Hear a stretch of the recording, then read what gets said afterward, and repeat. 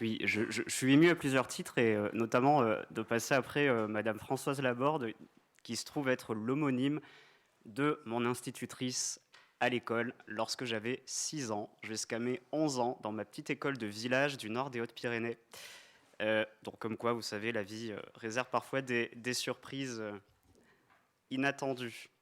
Merci en tout cas, Madame la sénatrice, pour vos mots de bienvenue et l'opportunité que vous nous donnez de nous exprimer en ces lieux. Et je tiens également, au nom de mes camarades de Vigilance Collège-Lycée, qui sont assez nombreux aujourd'hui dans la salle, et je suis très heureux de pouvoir les retrouver.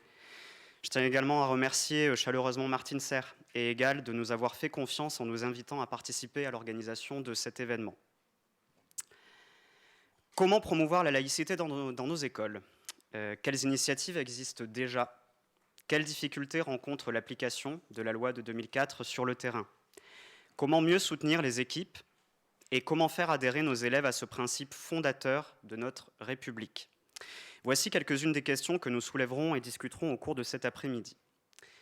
Lorsque nous avons commencé à réfléchir à l'organisation de ce colloque l'année dernière avec Martine et quelques autres, l'idée s'est très vite imposée de donner la parole à des hommes et à des femmes engagés sur le terrain ou incarnant un rouage essentiel de l'institution, tout en nous faisant force de proposition.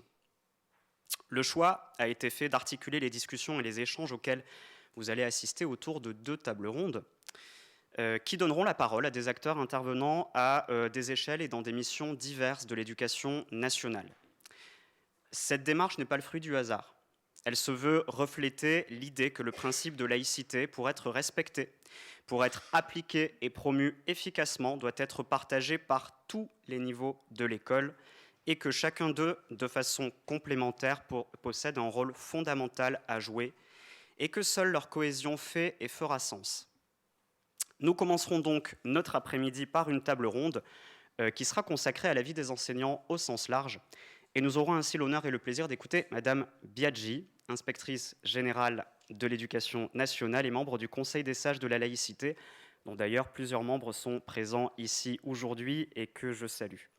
Une instance qui a acquis depuis sa création un rôle majeur d'appui, de production intellectuelle et pratique dans la promotion de la laïcité et des valeurs de la République. La nécessité de renforcer la connaissance et la maîtrise de ce principe a aussi entraîné des modifications dans les épreuves des concours de recrutement des enseignants, et Madame Biaggi pourra aussi peut-être en parler en tant que présidente actuelle ou passer de plusieurs concours justement de CAPES, d'agrégation ou d'inspecteurs pédagogiques régionaux. Outre le recrutement, le contenu de la formation des enseignants est évidemment crucial et Simon Catros, formateur laïcité à l'INSPE de Paris, témoignera du rôle de ces derniers en la matière. À leur côté figureront 2 enseignants, membres de Vigilance Collège-Lycée, Alexandre Serre et Oumar Kanan, en première ligne donc, comme le désigne l'expression désormais consacrée. 2 enseignants animés du désir de transmettre le bien fondé de la laïcité, dans leur discipline, évidemment, et à travers des séquences pédagogiques reconnues, mais aussi dans le souci de former leurs collègues à l'échelle, cette fois, de leur établissement, et de participer ainsi à la construction d'une cohésion d'équipe sur le sujet. Et c'est là aussi que leur propos sera essentiel à entendre, car si les réalités doivent être évoquées comme le promet l'intitulé de ce colloque, la fracturation du corps enseignant sur les questions de laïcité, et notamment sur l'application de la loi du 15 mars 2004, entre peur, renoncement et opposition idéologique en est malheureusement bien une. La seconde table ronde sera, elle, dédiée à ce qui se passe dans les classes et avec nos élèves. Nos élèves, nos jeunes, dont on sait qu'une partie importante, en tout cas plus que dans le reste de la population, considère la laïcité comme liberticide et discriminatoire. Une laïcité qui n'est souvent vue par eux que par le petit prisme de la lorgnette, c'est-à-dire l'interdiction du port de signes religieux, et non comme celle qui permet d'accéder à la respiration, chère à Catherine Kinsler, autorisant l'accès au savoir. Catherine Maréchal, membre de Vigilance Collège-Lycée et professeure d'histoire-géographie en lycée, partagera son vécu et montrera que la question de l'adhésion à la laïcité est bien plus large que celle du simple port de vêtements. Mais à l'école, les enseignants ne sont pas les seuls acteurs à s'emparer de ces sujets. Et la parole sera donnée à 2 personnalités particulièrement engagées, René Badache et Stéphane Aurousseau. Tous 2 interviennent dans les établissements et usent de stratégies et de leviers pour aborder la laïcité et tenter de convaincre nos jeunes de son bien fondé, par l'art, par le questionnement, par la mise à distance. Et leurs expériences rappellent aussi ce qu'entraîne et charrie la progression des revendications religieuses les plus orthodoxes et des communautarismes les plus grégaires. La remise en cause de l'égalité filles-garçons et celle des droits LGBT au premier chef.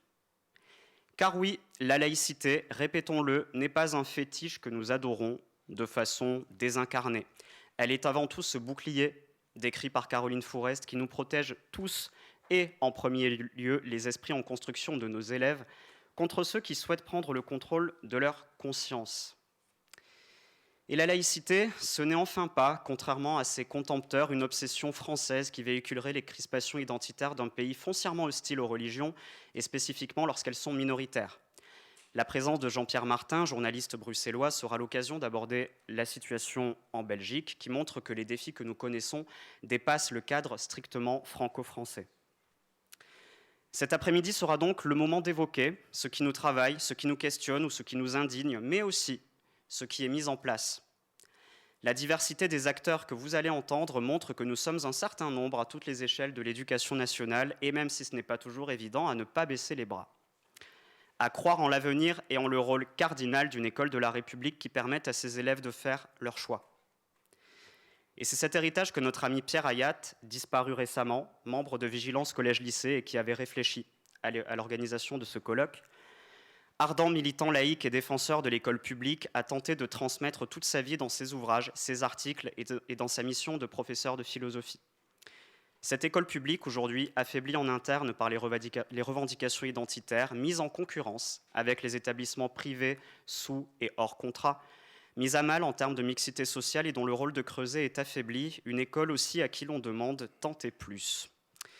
Je termine donc mon propos introductif en rendant hommage à Pierre, l'un des nôtres, resté convaincu toute sa vie durant que notre salut collectif ne passera que par la perpétuation de l'école de la République et la préservation de ce beau principe émancipateur qu'est la laïcité. Je vous remercie et je nous souhaite de bons travaux cet après-midi.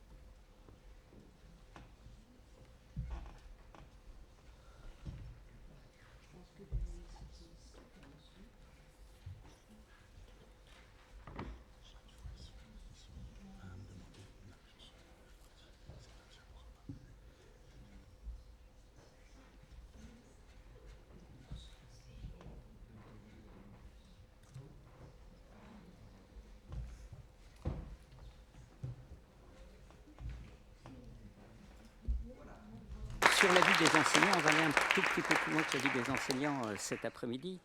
Et je vais vous dire comment on va essayer de travailler.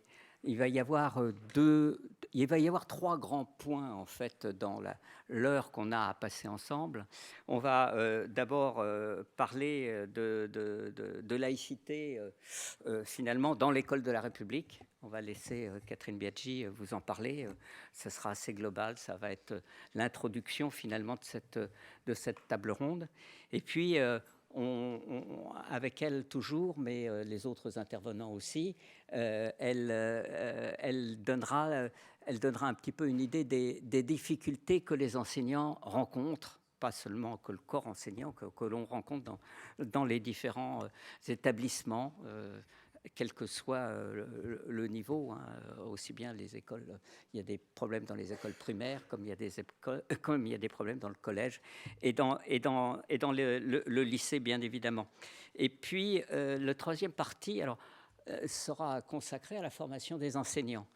Ça nous a paru, au moins à 3 d'entre nous, 4 d'entre nous, un point tout particulier et particulièrement fondamental pour terminer cette table ronde.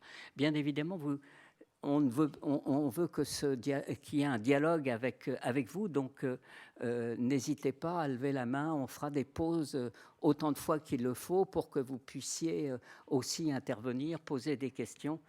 Je vous demanderai seulement de ne pas refaire les conférences. Vous savez, c'est le jeu dans ce cas-là, parce que j'interviendrai volontiers si vous êtes un tout petit peu long. Il faut comprendre que chacun puisse s'exprimer et que finalement on n'a qu'1h10 et pas toute l'après-midi. Il y a une deuxième table ronde animée ensuite par ma consoeur Amandine Hiroux de l'Express.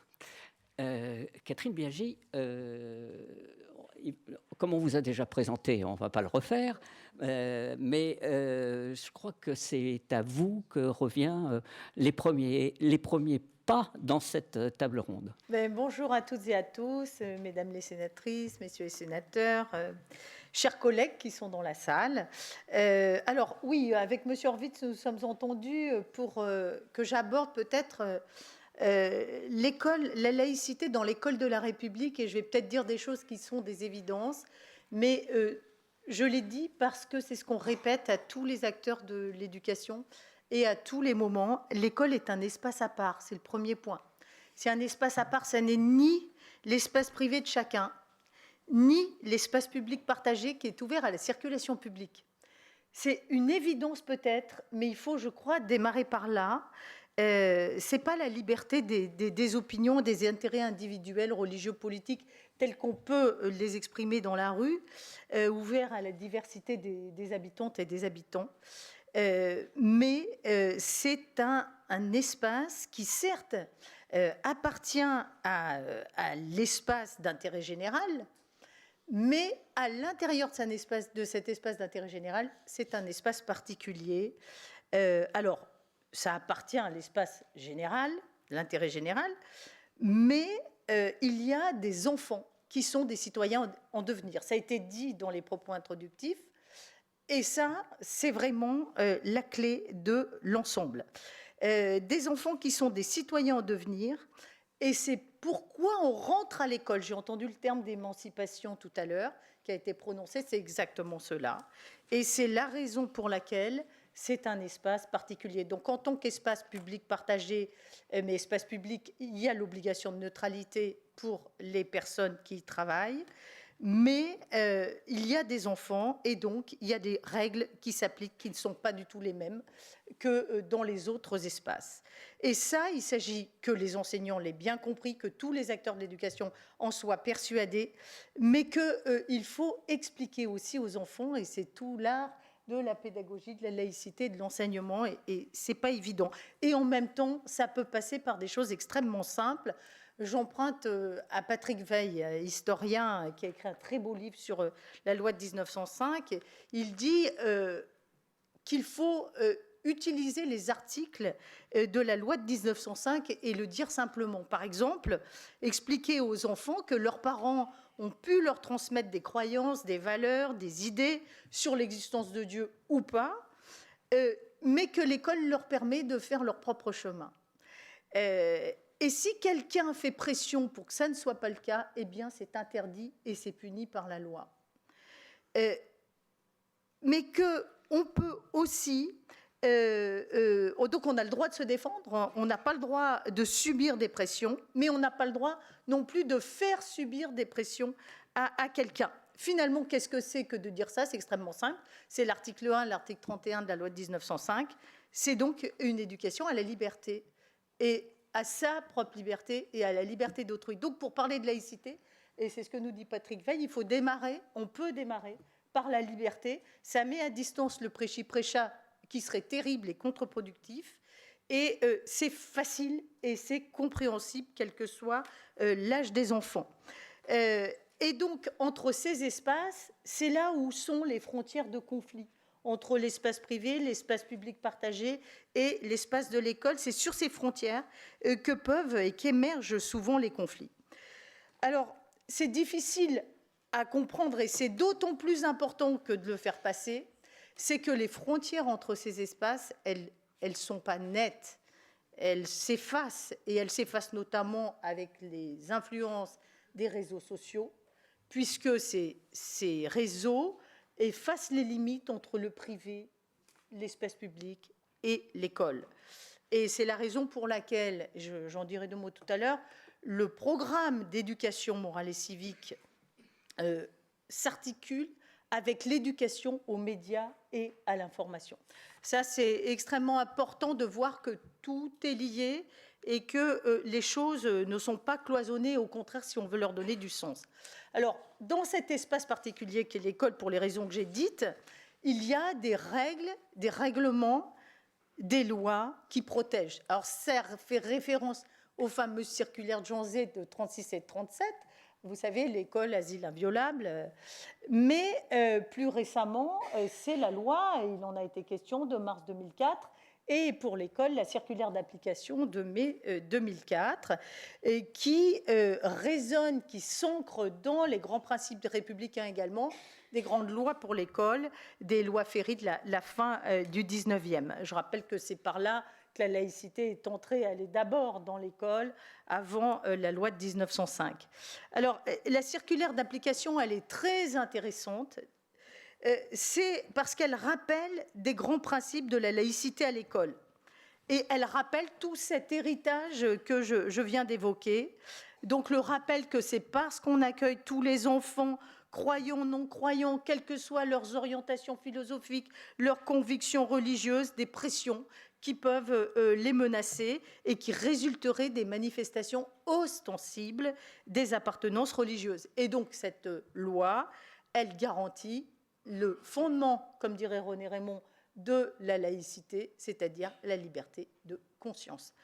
Et ostensible, c'est le mot-clé parce que c'est par le caractère visible, spectaculaire qu'on cherche à montrer, dont les effets sont d'autant plus prescripteurs ou pourraient être d'autant plus prescripteurs sur autrui que c'est celui du jeune. Et ça, voilà, je crois que j'ai tout dit de la laïcité, pourquoi, enfin, du contexte de l'école de la République. Et en droite ligne de cela, en 2013, a été publié un texte de référence pour l'école. C'est le dernier élément, c'est pas une règle, hein, mais c'est un texte absolument central, qui est la charte de la laïcité et qui s'adresse aux élèves et qui est un objet d'étude par les professeurs de la plus petite classe jusqu'au post-bac et qui est affiché dans tous les établissements. Ou qui devrait l'être. Ou, pardon ? Ou qui devrait l'être. Ah, ou qui devrait l'être. Alors, je veux simplement, si vous le permettez, monsieur Horvitz, mais vous me dites et vous me coupez. Vous êtes tout à fait dans les temps, madame. Le deuxième élément, c'est que cette laïcité, l'école, c'est le lieu où on enseigne la laïcité. Alors, c'est pas simple, mais les professeurs y réussissent plus ou moins bien, d'où l'enjeu de la formation initiale et continue, on y reviendra. Alors, cette laïcité, elle est enseignée, Je vais quand même en dire 2 mots sans détailler les programmes. Alors, juste avant quand même, Oui. puisque vous étiez dans l'hisque, Oui. moi j'ai une question d'actualité. Allez-y. La circulaire Attal que vous Alors. n'avez pas citée et que j'aimerais bien qu'on replace dans son... puisque Alors, c'est la dernière. J'allais en parler, mais je ne voulais, Plus pas tard. faire un catalogue, mais la situer dans le contexte des difficultés. Parce que la fameuse circulaire, qui est une note de service d'ailleurs de Gabriel Attal, elle répond à quelque chose qui se passe à l'abord des établissements et dans les établissements. Donc c'est en quelque sorte une réactivité et une manière pour l'école de répondre en réaffirmant. Donc je veux bien en dire 2 mots. Partons de là et puis remontons vers les si vous difficultés. voulez. Moi, on écoutez, donnera peut-être... Voilà. Je m'adapte. Je m'adapte. Alors oui, il y a... Donc, c'est pas simple de l'enseigner, c'est pas simple de éduquer les élèves à cette laïcité, parce que de manière récurrente, l'école est l'objet d'attaques. Et elle est à chaque fois réinterrogée, obligée de réaffirmer, d'enseigner et de se défendre. Et qu'est-ce qui se passe à l'été 2021 ? On voit se multiplier, non pas des tenues de voile, mais des tenues qui sont quotidiennement portées dans le Moyen-Orient, les abayas et les kamis. Et donc on identifie l'ère culturelle et on identifie la religion dominante de cette ère culturelle qui est l'islam. Alors ça, c'est intéressant de voir que par rapport à ce que j'ai dit 1905 à cette époque-là, qui est hostile à la République ? Qui est hostile à la laïcité ? Ce sont les catholiques. C'est l'Église catholique qui, elle adhérera à la République avec la Première Guerre mondiale. Mais avant, c'est une opposition. Et donc, si vous voulez, c'est en quelque sorte le partenaire qui interroge la laïcité.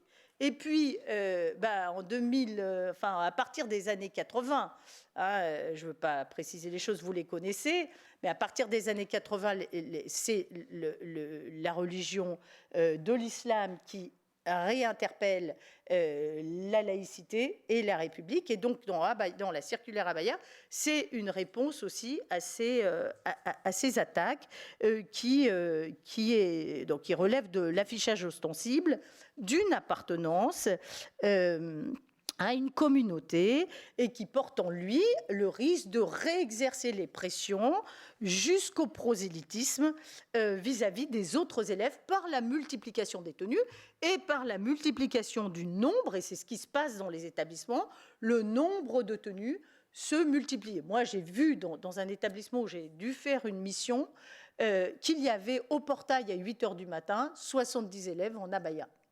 Et donc, difficulté pour la communauté éducative, difficulté pour les chefs d'établissement, quel argument, comment réagir, que dire. Et donc, Pape Ndiaye, qui est ministre de l'Éducation nationale en 2022, émet une première circulaire vis-à-vis de ce phénomène, qui rappelle le principe de la laïcité à l'école et qui active le plan laïcité dans les écoles et les établissements.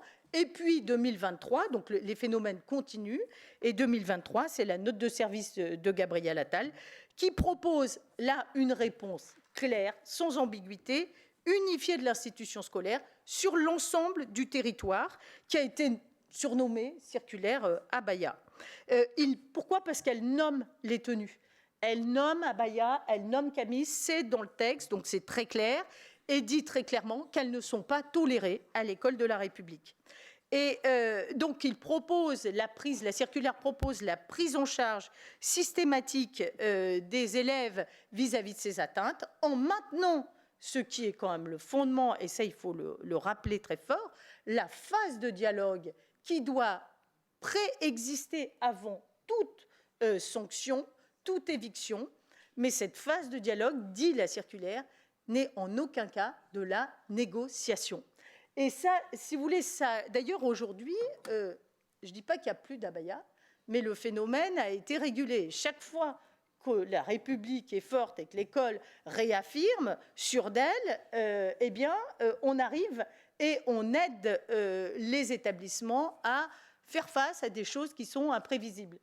Et du reste, cette circulaire de Gabriel Attal, elle permet à l'autorité supérieure au chef d'établissement, c'est-à-dire les directeurs académiques des services de l'éducation nationale, de prendre sur eux les mesures, les sanctions contre les élèves allant à l'appui de l'autorité de l'établissement. Et donc ça vous montre, j'évoque cela parce que c'est toute la cohérence finalement dans notre institution qui est établie.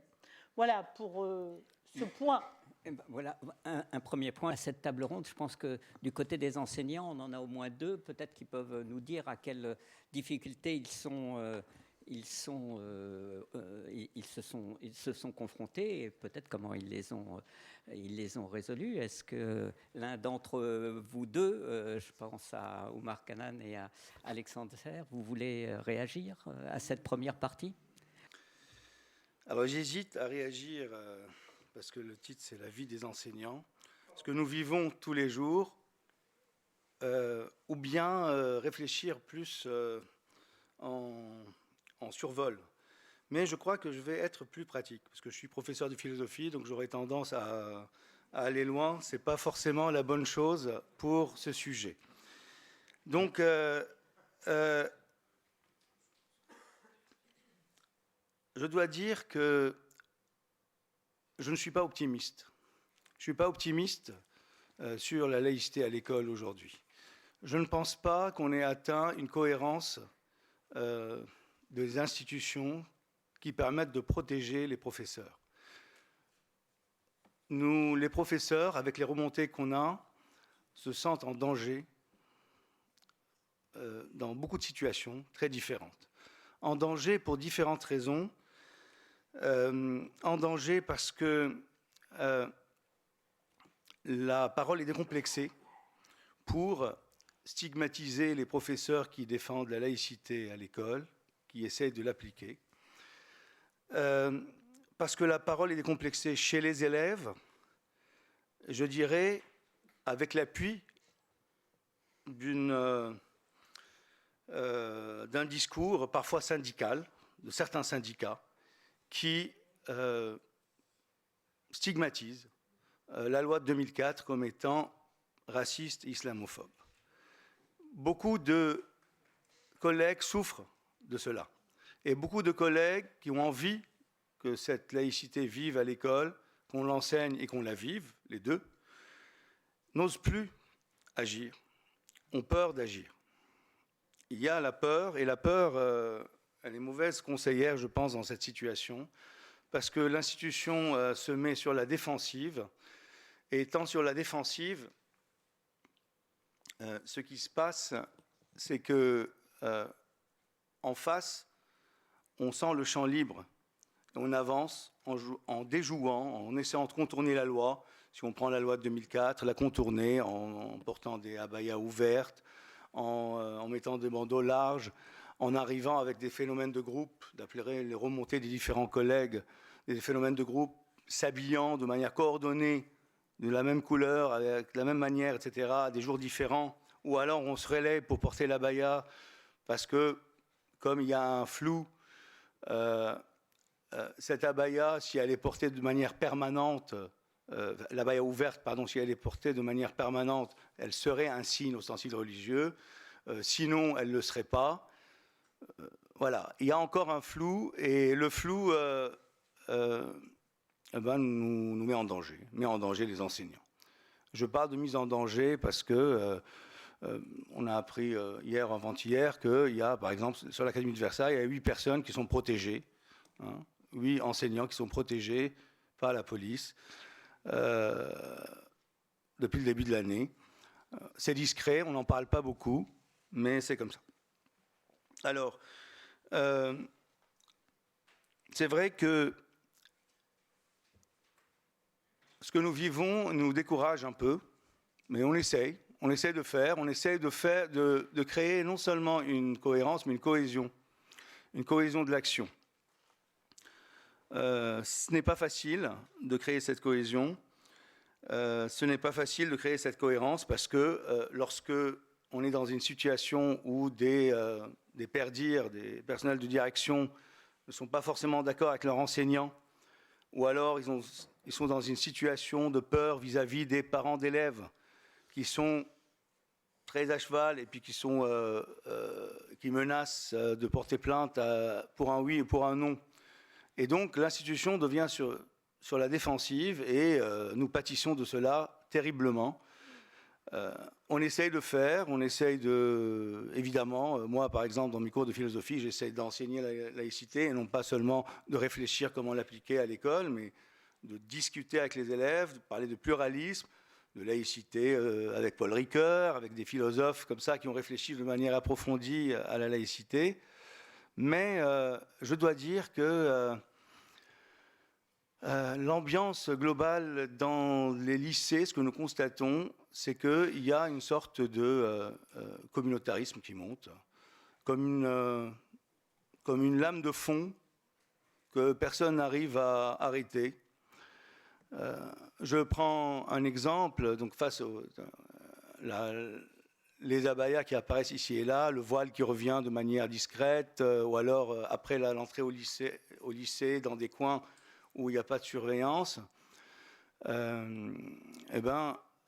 il y a en face aussi d'autres réactions communautaires. On voit de plus en plus de croix avec des dimensions de plus en plus importantes, parce qu'on réagit, parce que les élèves ont des réactions communautaires.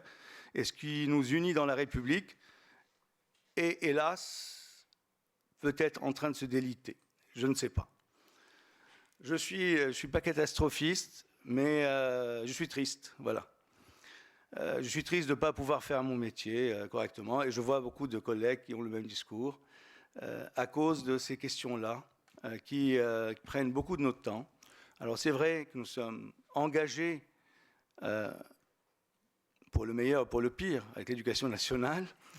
Et nous sommes engagés pour la laïcité. C'est pour cela que nous sommes là, d'ailleurs, pour témoigner, enfin, pas témoigner à titre personnel, mais plutôt porter le témoignage des collègues de différents établissements. Donc voilà, montée du communautarisme, situation où on est sur la défensive institutionnelle en permanence, alors qu'une affirmation d'autorité comme avec la note de service Attal, qui a pendant 1 an évacué toutes ces questions d'abaya parfaitement, mais cette année, hélas, on constate que ça revient avec des formes différentes, avec des abayas ouvertes, avec ceci, avec cela, etc. Avec des tentatives de contournement permanentes. Surtout, je termine sur ce point, surtout qu'on a tendance de plus en plus à donner... à être dans l'hyperprudence juridique. J'ai l'impression qu'au niveau de l'institution, on cherche les failles de la loi ou des règlements ou des circulaires qu'on a posés pour appliquer la loi, avant même que ceux qui veulent les transgresser cherchent les failles. On cherche les failles pour essayer de prévenir, et donc on leur donne les moyens de nous taper dessus, entre guillemets. Et donc, voilà, moi, je préférerais qu'il y ait d'autres notes de service Attal, une affirmation réelle de l'autorité de la loi dans la République. L'état de droit, c'est pas, c'est pas la dissolution du droit, c'est plutôt l'affirmation de la loi, évidemment avec la défense des droits de chacun, mais l'état de droit a besoin d'autorité pour exister et non pas de dissolution. Merci. Voilà. Merci. Ce tableau presque noir, à la couleur de l'abaya, bien sûr. On l'aurait préféré à la couleur. Toujours. On aurait préféré à la couleur du camis, finalement. Mais Alexandre Serres, est-ce que vous avez la même expérience et est-ce que vous pouvez réagir à la fois à ce qu'a dit Catherine Biaggi et ce qu'a dit votre collègue Omar Kanan, sachant que on sait, dans vos CV, on a été très clair que vous êtes enseignant point à la ligne. et qu'on n'a pas voulu aller plus loin pour des raisons à l'instant, Oumar vient d'évoquer entre les lignes des raisons de sécurité. On vous remercie encore d'être là, mais c'est vrai qu'on n'a pas dit dans quel lycée vous étiez, on n'a pas, etc., etc. Oui, merci beaucoup, mesdames, messieurs les sénateurs, mesdames, messieurs. Des raisons de sécurité, et puis il faut bien le dire aussi, de l'institution elle-même, qui est très à cheval, certains personnels parfois, sur le devoir de réserve. Et donc, nous prenons toutes les précautions pour ne pas être pris en défaut. Alors, je partage tout à fait ce qui vient d'être dit. Je voulais aussi revenir peut-être sur différents points, notamment la question des failles aussi qu'on chercherait, si vous voulez, au préalable. Il faut quand même dire que la circulaire de Pap Ndiaye de novembre 2022, dans mon souvenir, précisait quand même que les abayas étaient plutôt des signes par destination, puisque la jurisprudence avait établi cette distinction qui est d'ailleurs découle de la circulaire d'application du 18 mai 2004, alors que la note de service Attal parle bien de signes par nature. Donc les abayas, si on s'en tient aux dispositions juridiques actuelles, à l'état du droit, quelle que soit la manière dont elles sont portées, doivent être interdites au même titre que le voile, la kippa, la grande croix. Et alors évidemment, comme l'a dit donc mon collègue Oumar Canaan, un certain nombre d'élèves portent maintenant cette abaya de manière ouverte. Et donc, il y a ici en effet un certain flou. Il y a cette question qui se pose aujourd'hui au sein du ministère de l'Éducation nationale. Il y a un bureau valeurs de la République qui sont saisis de cette question. On peut considérer que les textes et la note des services est très clair, mais on se demande maintenant, en plus haut lieu, si l'abaya ouverte peut être interdite ou pas. Est-ce que va dire le Conseil d'État? Je tiens aussi quand même à rappeler à toutes ces personnes qui sont dans des bureaux, et nous sommes souvent dans des classes de cours, que le Conseil d'État, depuis 2004, a une jurisprudence extrêmement constante. Il n'a jamais remis en cause la loi de 2004. Et ce qu'on ne dit aussi jamais, c'est que certes, dans sa décision de 1989, après l'affaire des voilées de Creil, certes, le Conseil d'État avait autorisé, mais avec énormément de réserves. Le Conseil d'État lui-même disait qu'il ne fallait pas qu'il y ait d'attitude prosélyte, il ne fallait pas que ça trouble le fonctionnement de l'établissement. Donc, je crois qu'il y a en effet cette prudence extrême qui convient finalement à anticiper de manière un peu anxieuse les décisions du Conseil d'État avec la peur d'être dédit.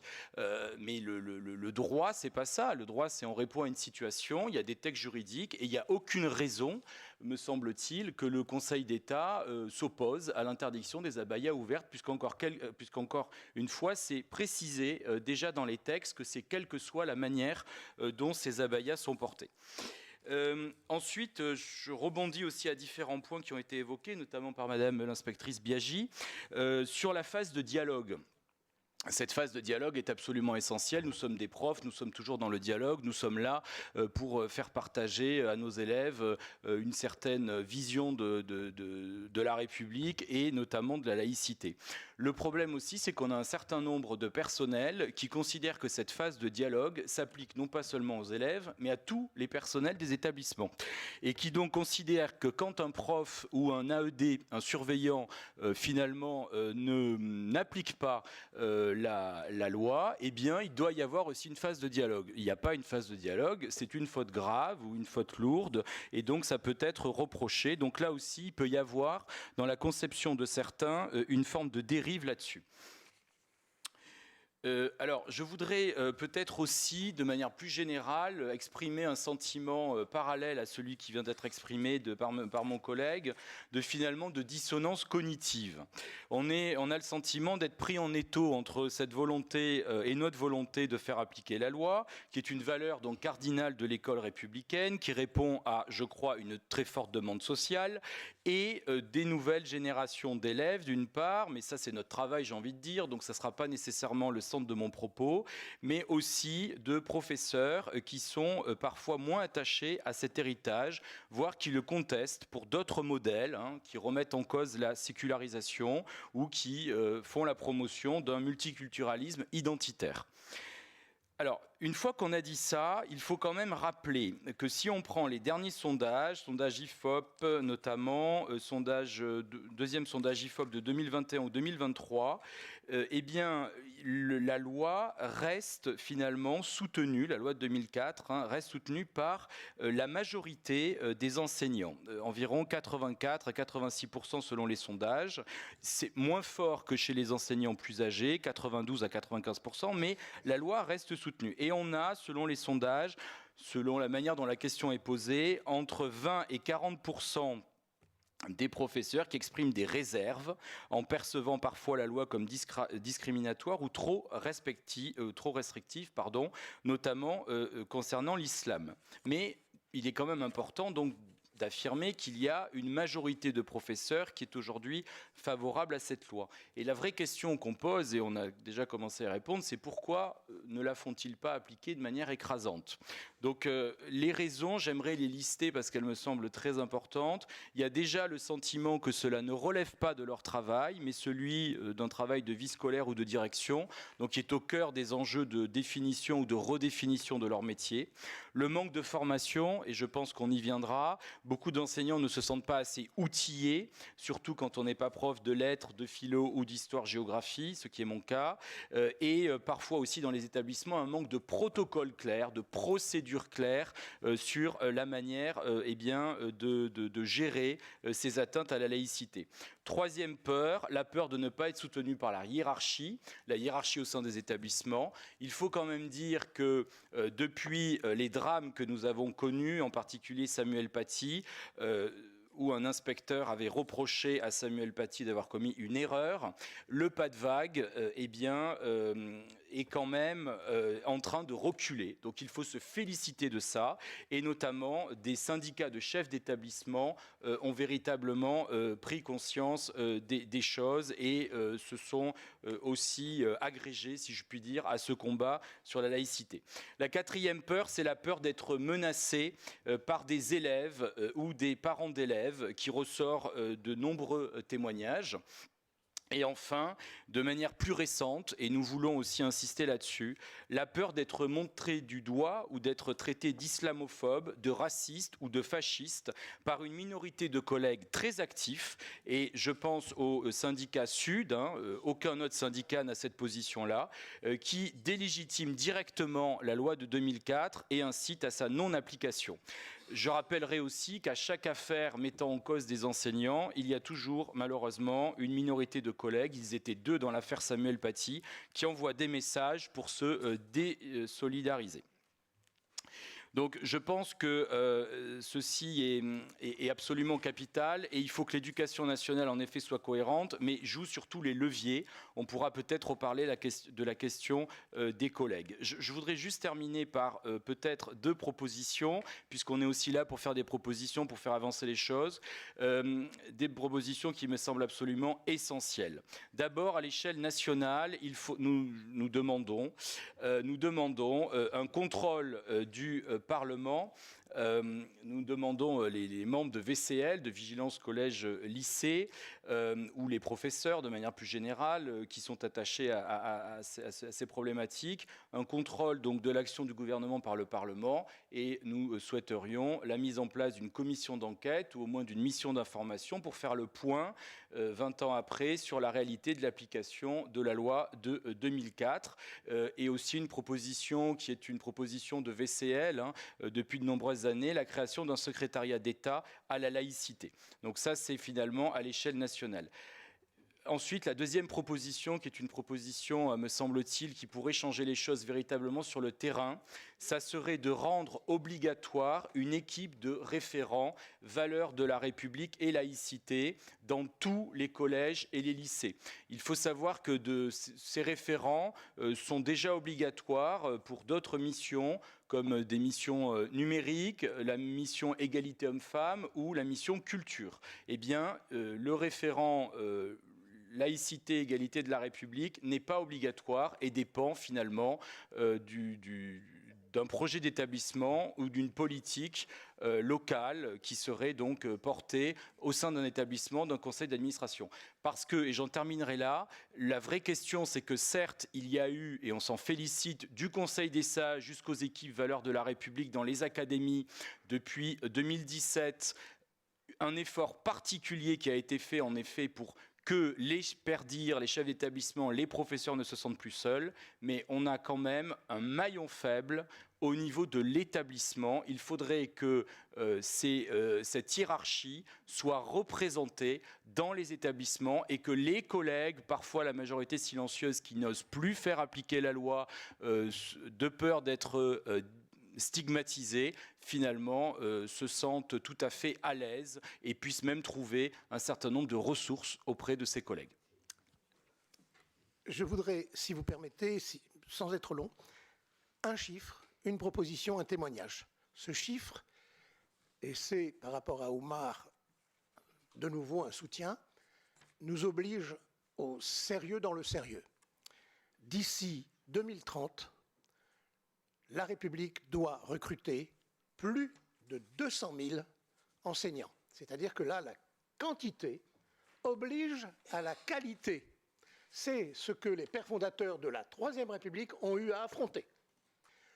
L'autre remarque, très brève, consiste à apporter un témoignage. Dans la fin des années 1980, à l'époque où l'école était républicaine, parce qu'elle le voulait, il a été décidé sur 2 ans, la formation rémunérée, encadrée, bien construite, imposait 120 heures d'histoire des institutions républicaines et de l'école républicaine.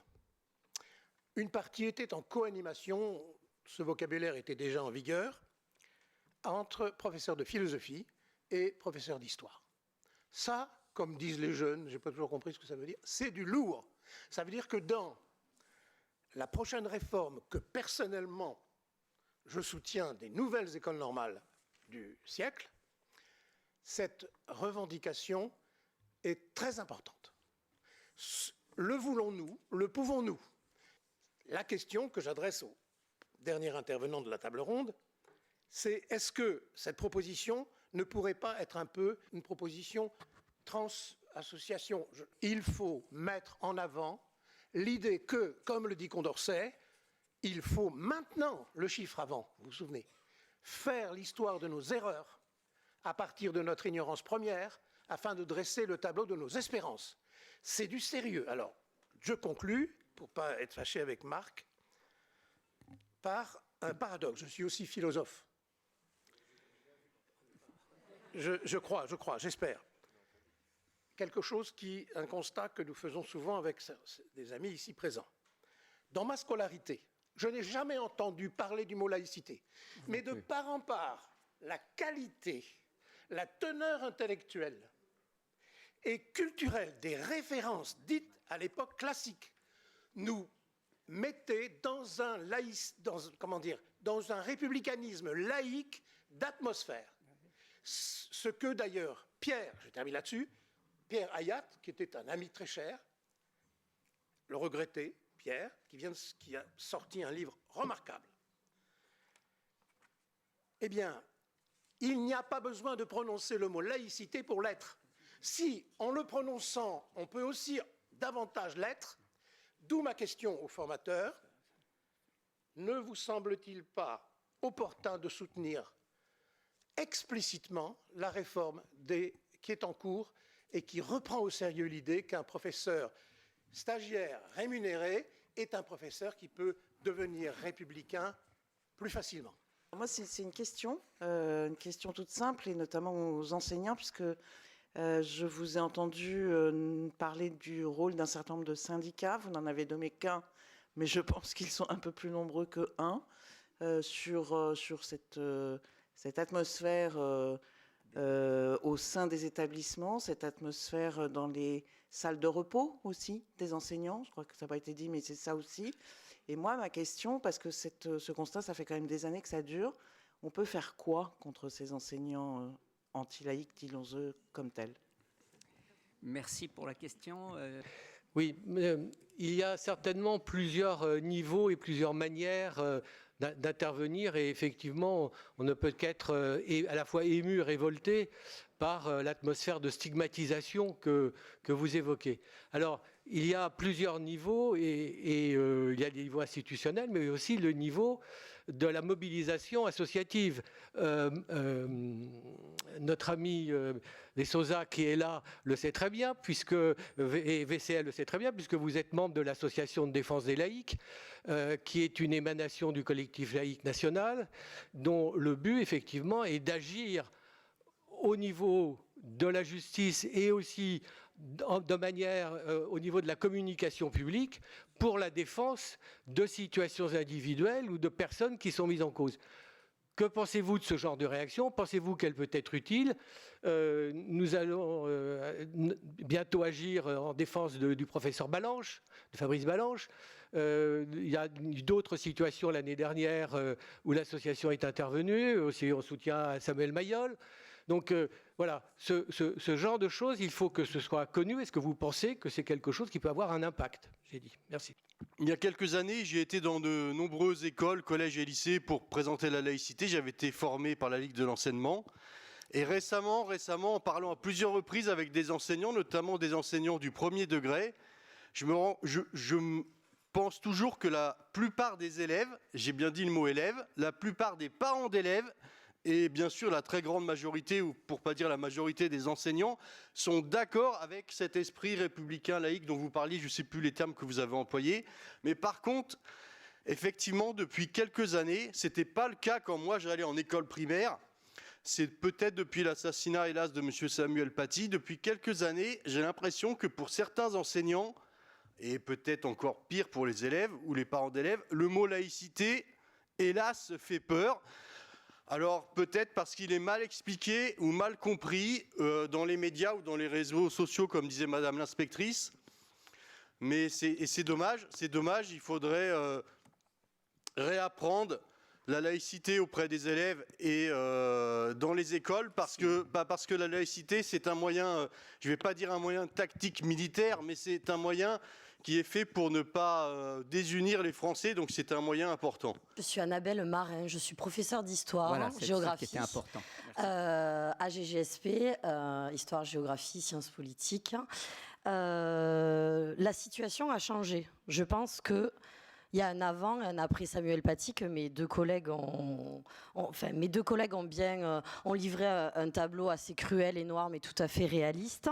Et je vais peut-être apporter un son dissonant, mais je crois que la laïcité, tout le monde sait ce que c'est. Et je pense que mes élèves en histoire-géographie, j'ai enseigné de la 6e à la terminale, j'ai enseigné dans le supérieur. Je peux vous dire que tous les ans, en histoire-géographie EMC, les élèves ont un cours sur la laïcité où à un moment dans leur scolarité, tout le monde sait ce qu'est la laïcité, même je préciserai, à la française. Voilà. Donc, excusez un manque de formation, excusez des collègues, des élèves qui ne sauraient pas ce qu'est la laïcité. Je pense que déjà, c'est en quelque sorte une erreur, ou du moins un chemin qu'il faut éviter à mon sens de prendre. Je pense que, et je rejoins à cet égard Monsieur Serre, je pense qu'il y a un véritable problème d'action en réalité. La loi elle est là, elle est bien faite, les enseignants la connaissent. Tout enseignant, moi j'ai passé le CAPES, l'agrégation, on est au courant de la loi. Voilà. Donc je crois que le problème, et là j'ai un son dissonant avec mes deux collègues qui évoquaient une chape de plomb en salle des professeurs. Moi je ne suis pas confrontée à ça dans ma salle des professeurs. Le vrai problème, c'est peut-être les personnels de direction. C'est peut-être une espèce de flou. Et c'est peut-être le fait que quand on signale des manquements à la laïcité, on n'est pas suivi, on n'a pas de protocole. On fait un email qui part dans la nature, tout comme l'élève que l'on a vu ou que l'on a... Enfin, pour lequel on a confronté l'infraction. Donc, je pense qu'à l'heure actuelle, la communauté enseignante, elle a besoin de protocoles, elle a besoin d'aide. Moi, je suis enseignante en histoire-géographie. Je ne suis pas gendarme, je ne suis pas policière. Je trouve qu'on est vraiment, je ne mets pas tout ça sur le dos des personnels de direction, mais on est vraiment laissé dans la nature. Et un exemple, mais alors vraiment très simple. Il y a une charte de la laïcité. Ah, elle est affichée. Elle est très belle, elle est en couleur. Les articles sont très clairs et donc l'article, il me semble, c'est 13, évoque ce fameux port de signes religieux. Je pense que tout le monde sait, et les élèves aussi, savent que dans l'enceinte du lycée, c'est interdit. Quid en sortie scolaire?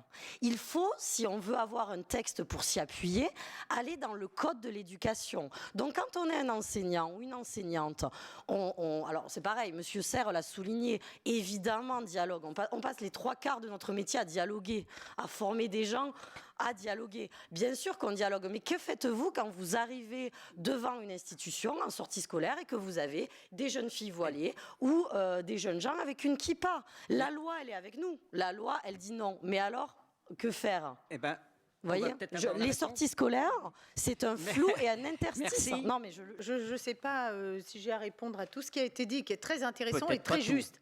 Simplement, une petite incise.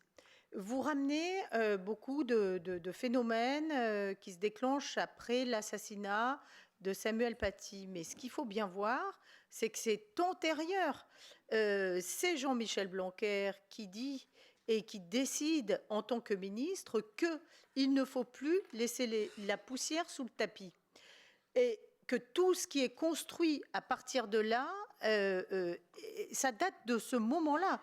On est en 2017-2018, c'est la création du Conseil des sages, c'est les équipes académiques Valeurs républicaines qui sont là pour répondre aux questions que vous vous posez. Et à des réponses contextualisées par les équipes académiques Valeurs de la République, parce que tout ce qui est dit est très juste, c'est très juste.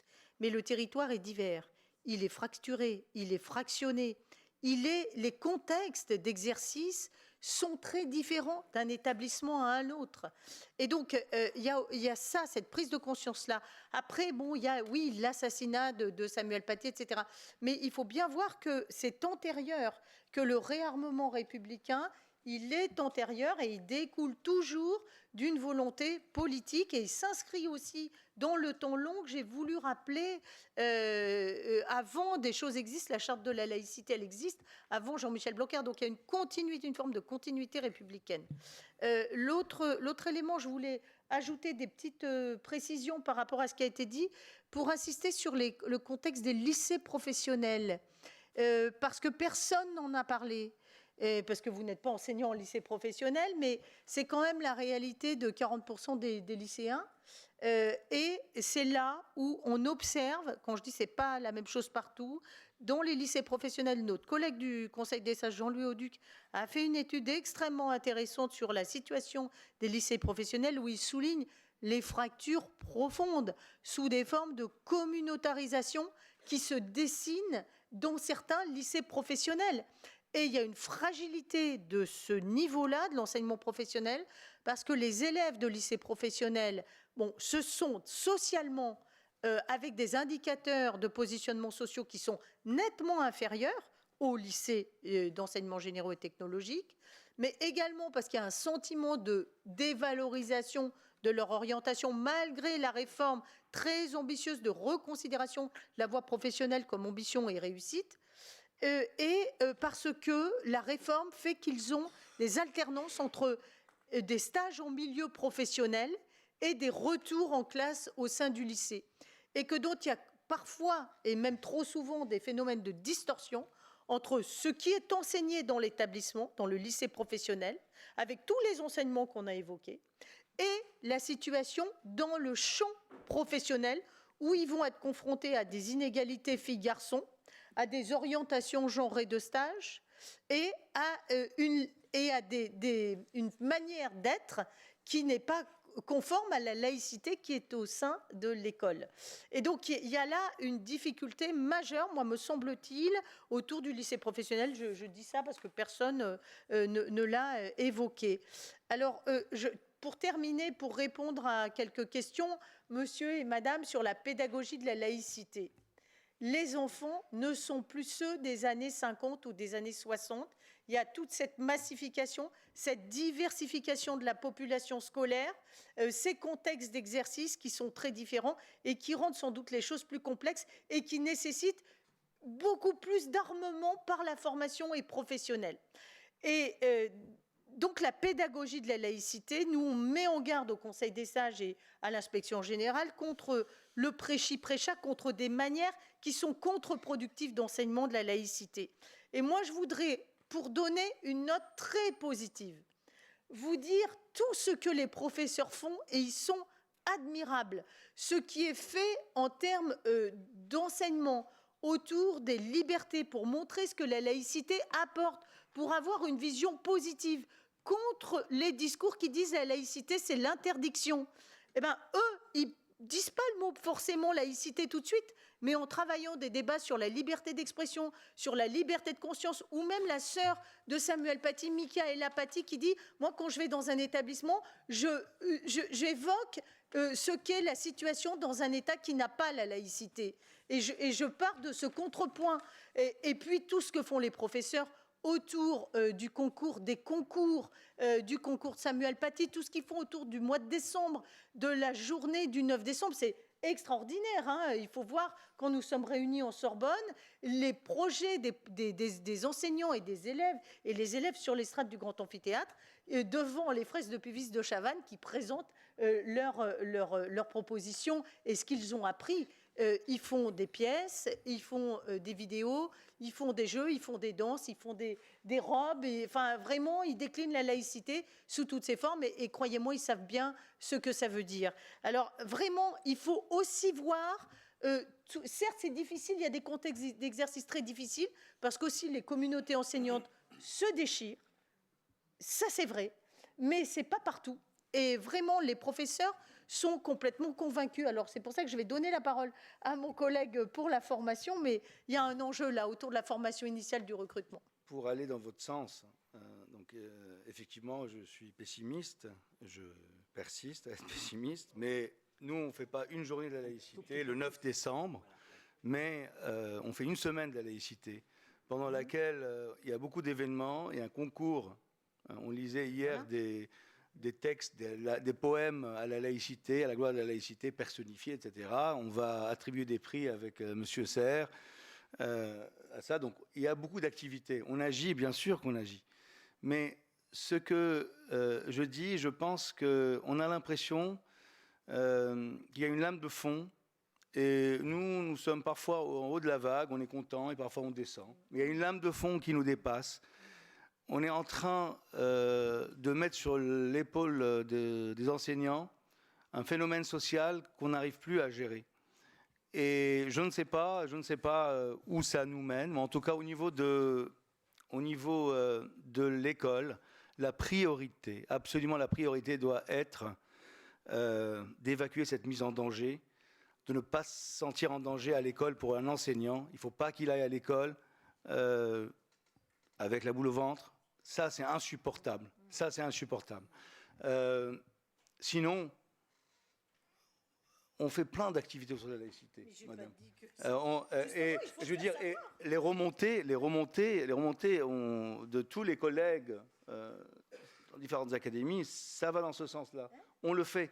Mais on a l'impression que ce n'est pas suffisant. On est dans la vague, dans les vagues, et il y a une lame de fond. Il y a, je ne sais pas, la marée qui monte.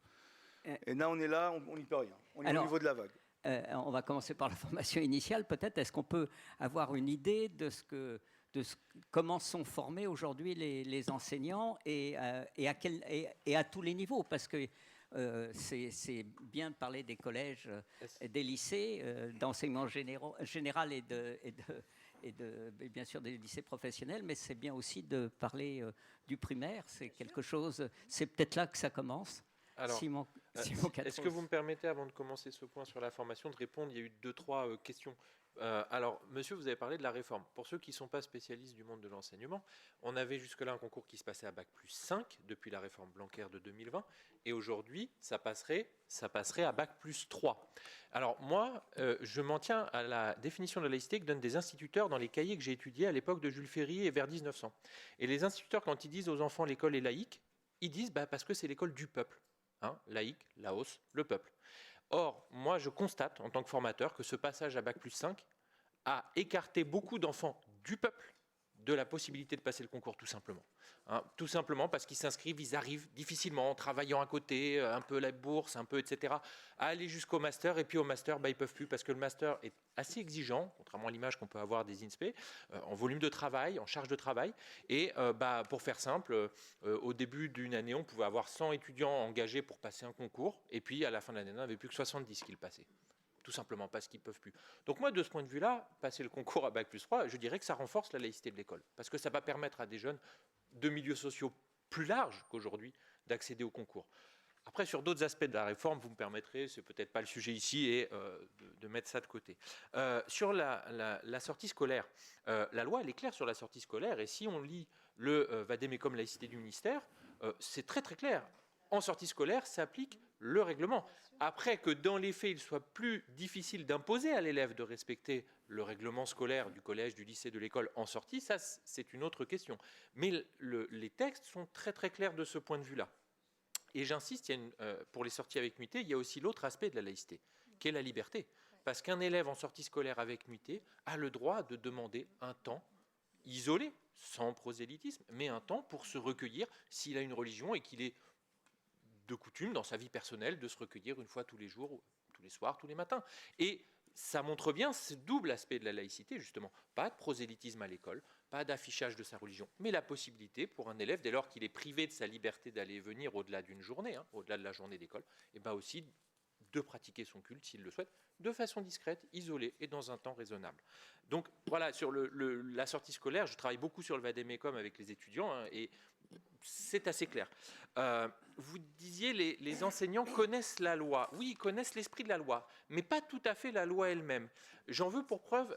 Non, pas vous, je disais dans la salle. J'en veux pour preuve un témoignage d'une stagiaire qui me disait, par exemple, qu'une enseignante qui demandait à ses élèves en CE2, une enseignante expérimentée, et je ne lui jette pas la pierre, on ne peut pas être parfait tout à fait dans sa pratique, mais elle demandait à ses élèves d'écrire un texte libre sur un personnage qu'ils aiment bien, qu'ils aiment beaucoup.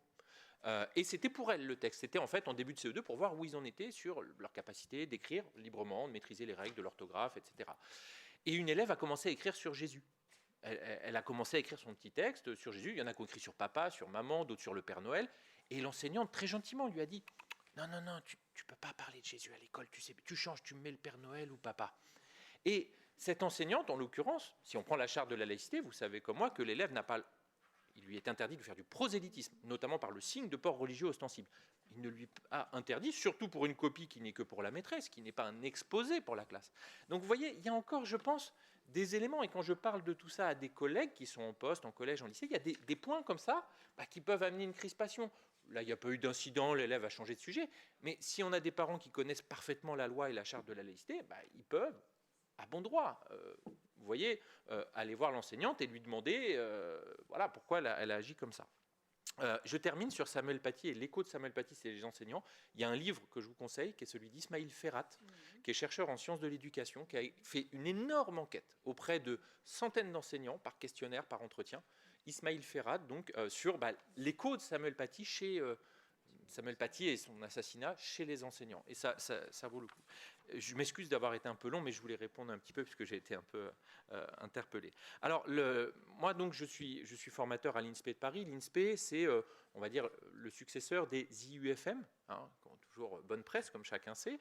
L'INSPE, c'est une antenne universitaire qui a à la fois un ancrage, on va dire, académique, qui dépend du rectorat pour un certain nombre de sa formation. On a des formateurs qui viennent du rectorat chez nous et puis qui dépend aussi d'une université. On forme donc des enseignants ou des gens qui aspirent à l'être. Alors, la laïcité, les valeurs de la République, il y a un cadrage national depuis 2020, c'est 36 heures, minimum. Minimum parce qu'il est évident que quand, par exemple, on forme des professeurs d'histoire, on ne se limite pas à 36 heures pour expliquer ce qu'est la laïcité. Mais c'est 36 heures qui sont dispensées de façon très diverse. Histoire de la laïcité, philosophie de la laïcité, droit de la laïcité, didactique de la laïcité dans la vie de classe et dans la vie de l'établissement. Donc c'est un bloc de formation, un curriculum qui est assez dense, qui est diversifié, et je dois vous dire qu'ayant été formé comme enseignant il y a une petite vingtaine d'années, j'ai dû entendre parler de la laïcité, moi, une ou deux fois dans mon année de formation, je crois, pas plus. Là, je pense que nos étudiants et nos professeurs stagiaires qu'on forme, en ce moment, en tout cas, à l'INSPE de Paris, je pense, ont un bagage des connaissances, et pas seulement des savoirs, mais aussi des savoir-faire. On enseigne la posture du fonctionnaire laïque. Je reviens un petit peu sur ce qu'on a dit sur le fait que peut-être certains collègues, c'est certains, sont opposés à la loi de 2004. Ce que j'explique à mes étudiants, c'est qu'ils peuvent être opposés en leur fort intérieur. Il y a une liberté absolue d'un fonctionnaire du point de vue de ses convictions. En revanche, dans l'exercice de leurs fonctions, ils doivent absolument se contenter d'appliquer les lois, décrets, circulaires.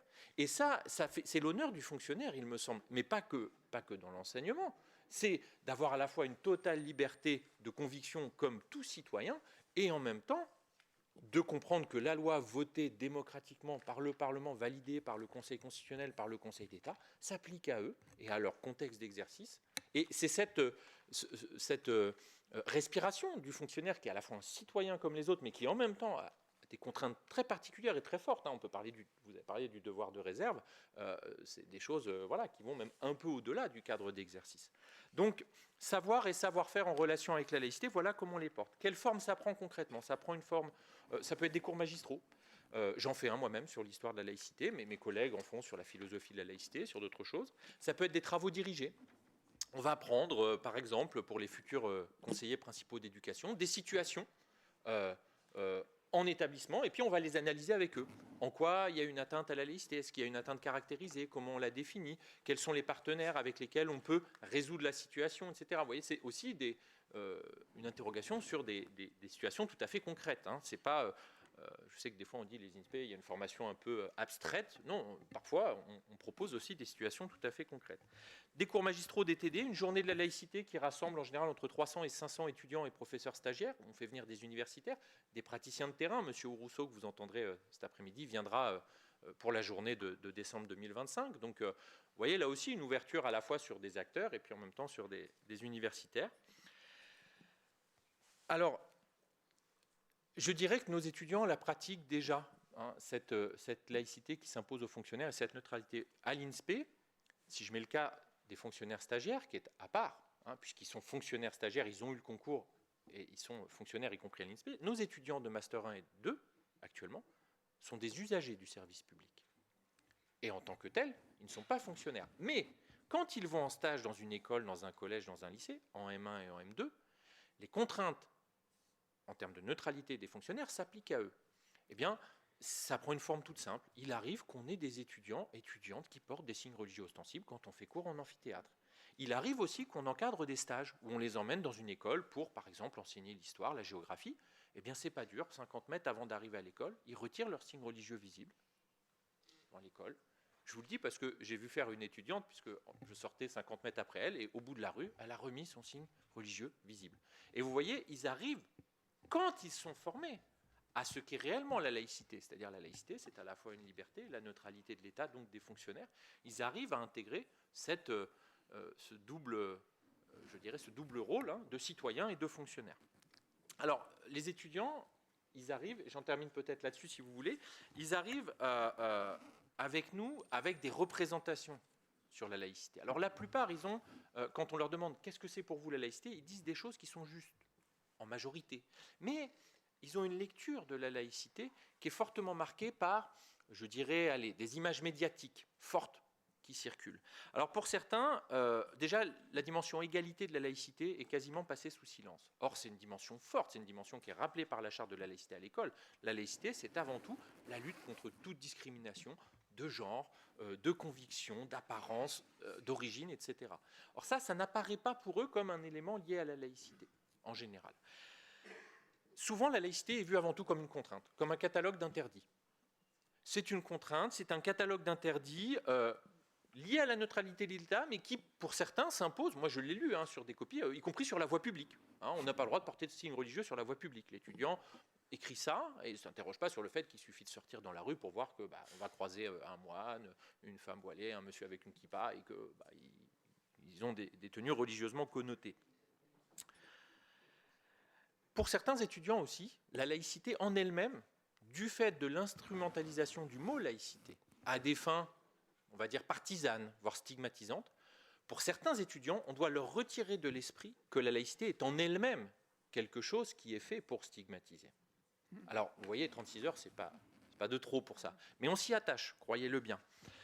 Et puis, aussi, quand les étudiants ou étudiantes définissent la laïcité comme liberté, ils vont mentionner en premier lieu la liberté religieuse, et pas la liberté de conscience. Qu'ils soient religieux ou pas, d'ailleurs, qu'ils aient une conviction religieuse ou pas. Hein. Et c'est aussi l'essentiel de notre formation de replacer la liberté de conscience comme le pivot de la laïcité, la liberté religieuse en découlant ensuite. Il suffit de lire la loi de 1905 pour ça, encore une fois, vous en avez parlé tout à l'heure, et c'est très juste, hein, cette loi, elle pose bien les choses. Voilà, j'en ai terminé sur la présentation, j'espère claire, de la formation qu'on donne en matière de laïcité à nos étudiants et professeurs stagiaires. Alors, je vais passer la parole à Alexandre Serre qui a quelque chose, et puis on retournera dans la salle. Oui, je voulais faire quelques réflexions par rapport à tout ce qui a été dit, ce que j'ai entendu. Alors, le premier point, peut-être sur revenir quand même sur ce qui m'apparaît, moi, être comme étant le nouveau tabou, et qui pose véritablement une dissonance cognitive hein, dans nos têtes, c'est finalement la question des collègues, donc dans les établissements, et notamment des tracts hein, de Sud en particulier. Nous, on a été confrontés essentiellement à ça, qui sont affichés en salle des professeurs, où vous pouvez lire notamment dans un tract de Sud Paris de 2023 que le tract s'appuie, je cite, sur de nombreux témoignages récoltés par le collectif contre l'islamophobie en Europe, CCIE. Et ce CCIE, c'est l'héritier du CCIF qui a été dissous en Conseil des ministres en 2020. Donc vous nous imaginez sortir d'une séance laïcité et nous retrouver, parce que c'est du vécu, face à ce tract. Il y a plusieurs motifs juridiques hein, qui permettraient de faire retirer ce tract, l'atteindre à l'ordre public ou au fonctionnement du service, le conflit avec le devoir de neutralité ou le trouble au fonctionnement de l'établissement. Encore faut-il que les chefs d'établissement et que les rectorats ne tremblent pas et que ces affaires puissent eh bien, éventuellement être portées en justice et que le Conseil d'État statue, mais je crois qu'il ne faut pas avoir peur du Conseil d'État. Ce que je voulais peut-être aussi préciser, c'est trois sous-problèmes hein, dans cette question de l'atmosphère au sein des établissements. D'abord, il faut quand même signaler que les pairs dires eux-mêmes, hein, on a des remontées à VCL, ont de plus en plus de mal à faire appliquer la loi face à certains personnels. Il y a parfois, dans certains établissements, des demandes de viande halal pour des repas de fin d'année de la part de professeurs.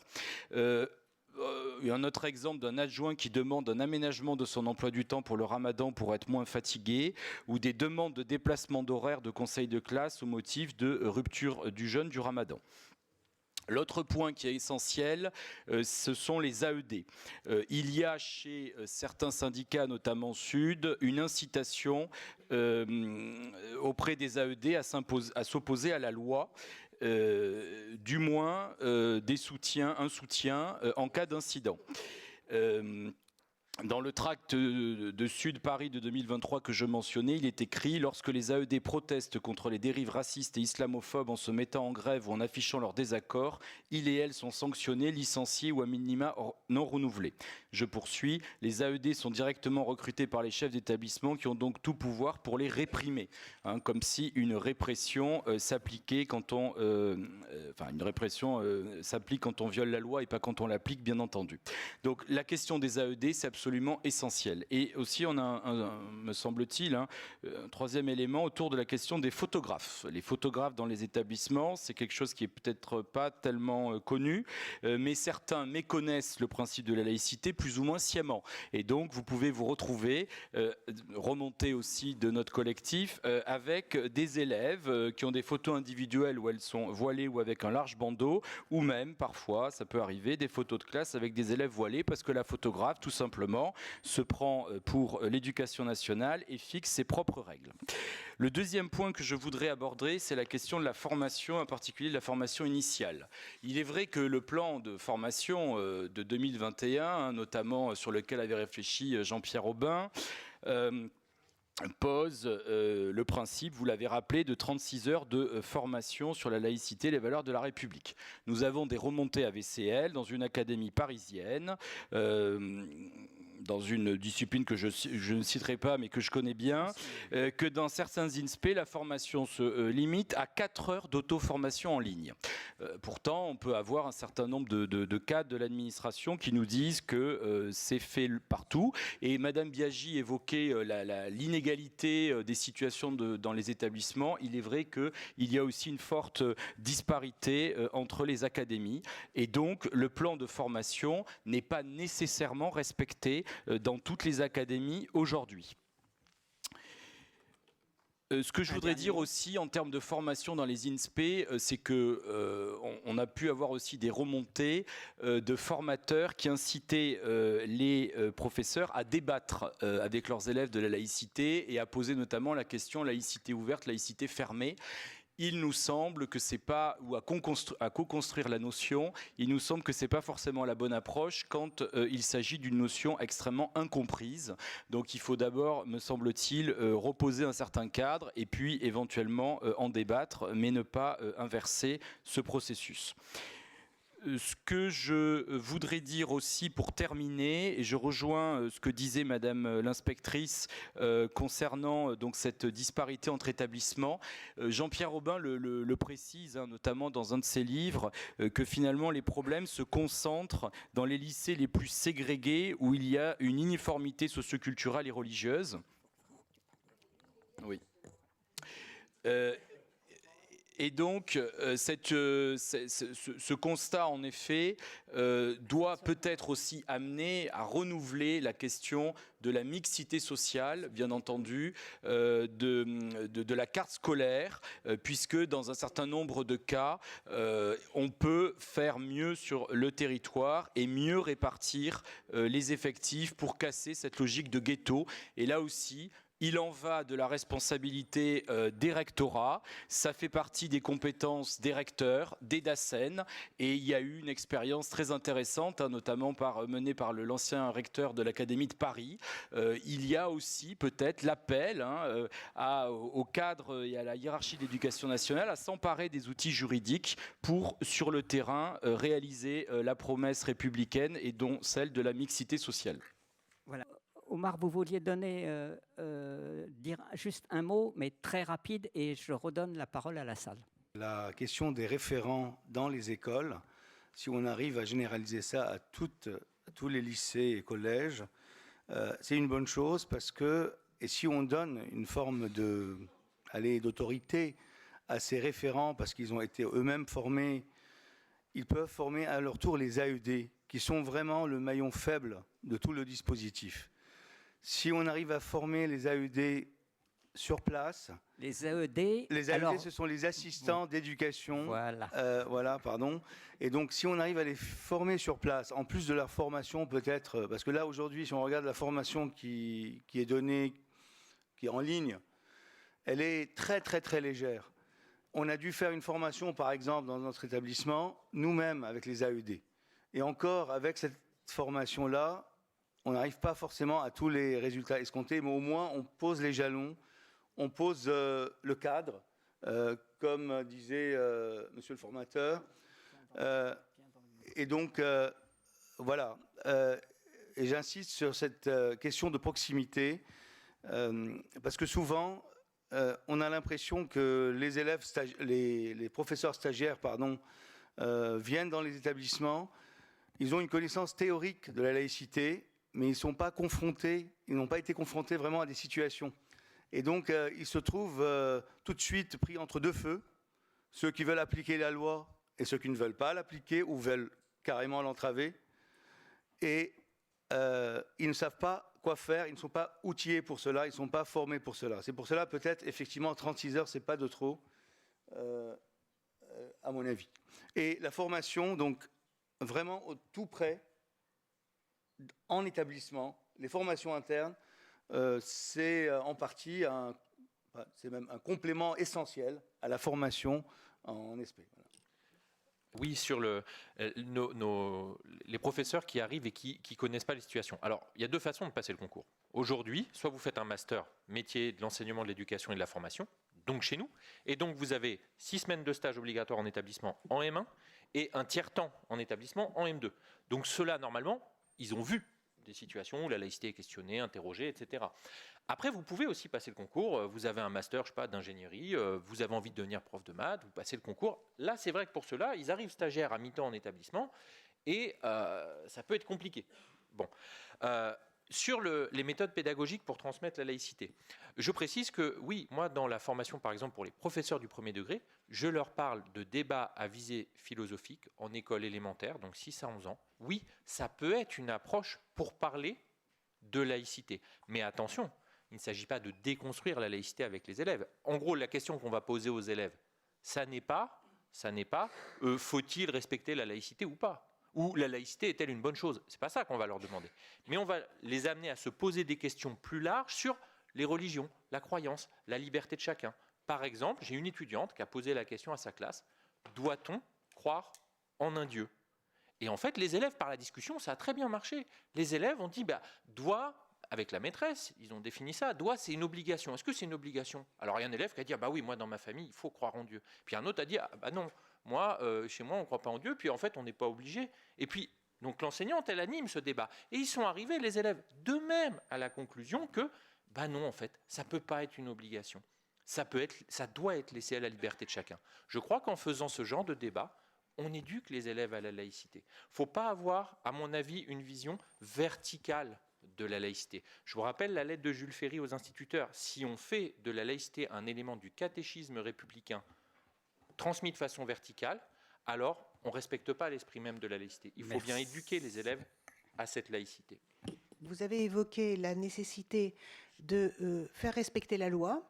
Vous avez également parlé de la formation à la posture du fonctionnaire vis-à-vis de la laïcité. Ce que je voudrais savoir, c'est un professeur qui attaquerait la laïcité ou qui se positionnerait contre la laïcité commettrait ce qu'on appelle une faute professionnelle. Pourquoi n'est-elle pas sanctionnée ? À mon avis, dans le cadre de la vie syndicale, il y a une liberté d'expression. Où il y a un problème, c'est quand quelqu'un qui a des convictions qu'il défend dans son syndicat transmet ses convictions aux élèves. Là, il y a une faute professionnelle. Et c'est exactement ce que j'explique aux futurs professeurs qu'on a la faiblesse de me confier. C'est qu'il faut avoir cette respiration entre le moi privé et citoyen, et pourquoi pas militant à Sud, et pourquoi pas militant dans tel ou tel parti, et le moi fonctionnaire. Et c'est essentiel. Je leur explique même le principe de la désobéissance en cas de violation des droits fondamentaux. Je veux dire, c'est le principe de De Gaulle en 40, c'est le principe... C'est-à-dire que, oui, vous avez le droit de désobéir, mais pas à une loi qui a été votée en Parlement, validée en Conseil constitutionnel, en Conseil d'État. Parce que là, c'est vous-même qui violez la démocratie. Il y a vraiment cette... c'est ce qu'on essaye, en tout cas, avec mes collègues, de transmettre. Je voudrais partager mon optimisme avec ce qui vient d'être dit par madame. Je m'appelle Fahime Robiol, je suis chargée de cours à l'ESSEC à Sciences Po Paris et j'étais tout simplement emmenée à participer dans les écoles primaires, les collèges et les lycées pour accompagner un certain nombre de projets qui correspondent à des valeurs de la République. Parce que je m'occupe beaucoup sur l'émancipation des femmes afghanes. J'ai beaucoup travaillé pour les femmes iraniennes. Et quand je suis invitée, je vais partir de ces idées dans des pays où la femme n'existe pas, la démocratie n'existe pas, et comment ils vivent en donnant un tout petit peu des aspects géographiques, un petit peu d'histoire, sans être donneur de leçons. Et petit à petit, je les emmène vers des valeurs de la République. Et ça, je vous promets que ça intéresse beaucoup, beaucoup, beaucoup d'enfants, parce qu'on les emmène d'un milieu qu'ils sont complètement méconnus pour eux, pour qu'ils comprennent ô combien ces valeurs-là sont importantes et il faut les chérir en France. Merci. Merci à vous. Je suis une citoyenne lambda intéressée par la laïcité. Voilà. La République est laïque. La société française se dit judéo-chrétienne. Et moi, la question que je me pose, c'est, à mon époque, je suis une vieille dame, c'était vacances de Pâques, vacances de Noël. Voilà. J'ai besoin qu'on m'aide à réfléchir à ça. Je trouve que c'est pas très cohérent. Voilà, c'est tout. Très clairement, on vous donnera une réponse tout à l'heure, mais c'est pas tout à fait ce qu'on a envisagé aujourd'hui comme thème, mais c'est un thème. Jeune homme. Merci beaucoup. Un des plus jeunes de l'Assemblée.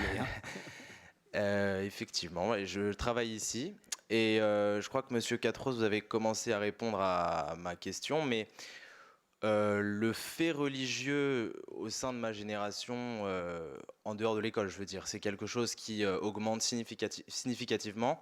Comment faire vivre les enseignements? Vous avez commencé à donner quelques éléments de réponse, sans trahir l'école républicaine, mais comment faire vivre ces enseignements pour faire avec ce fait religieux en fait, qui augmente? Bonjour et merci infiniment donc à VCL et à EGAL d'organiser ce colloque. Je m'appelle Iris Farcondé, je suis enseignante-chercheuse à la Sorbonne Nouvelle et membre de Vigilance Université. Donc nous sommes des collectifs frères ou sœurs.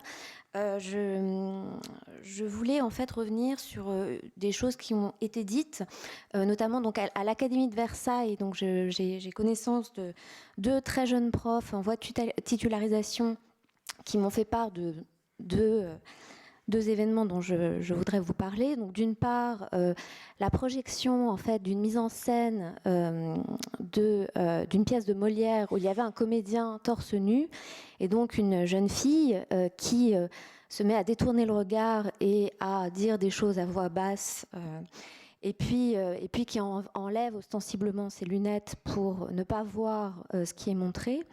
Bon, il y a eu un signalement et par ailleurs une sortie scolaire où en fait une jeune fille lors de la photo dit je dois remettre mon foulard puisque c'est une photo qui va être montrée aux familles et que ma famille ne peut pas me voir sans voile. Donc là on a évoqué tout à l'heure des choses qui sont propres voilà, à certaines académies. Il semblerait que l'Académie de Versailles pose effectivement un problème que l'on connaît maintenant depuis un moment. Je souhaite vous remercier aussi pour la ligne qui a été la vôtre, c'est-à-dire de clairvoyance et du fait de dire les réalités sans pour autant tomber dans des passions tristes.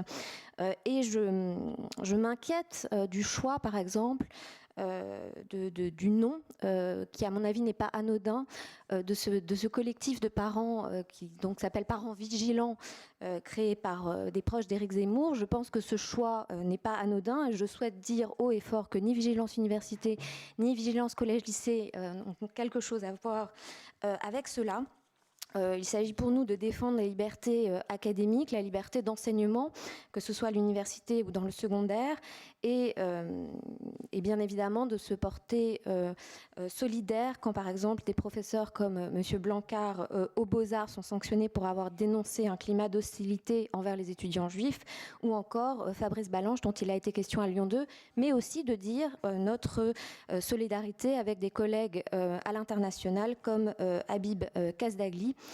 Et sur la question du secondaire, j'ai été aussi amenée à intervenir, comme Madame Roubiol, avec des élèves de primaire et de collège, puisque dans le cadre de la semaine de la laïcité à la mairie du Kremlin-Bicêtre, on avait organisé des choses avec des élèves de CM2 comme avec des élèves de 4e, 3e sur l'Iran. Et j'ai été très impressionnée de voir leur degré d'écoute et à quel point il était, surtout avec les CM2, possible d'aller très loin dans la discussion. Et donc, il est possible de faire beaucoup de choses. Merci, si on le veut. Merci de cette intervention très pratique et particulièrement documentée. Monsieur Jean-Marc, juste pour dire que je fais du bénévolat auprès de missions locales. Il faut aussi que vous parliez dans le micro. Je fais du bénévolat auprès de missions locales en Val-de-Marne. Et je voudrais revenir sur ce que disait monsieur Canaan. Ce matin, en sortant du RER à Villeneuve-Saint-Georges, il y avait 6 femmes dans la gare. Les 6 étaient voilées. Donc je voudrais revenir sur cette notion de vague de fond. Elle existe.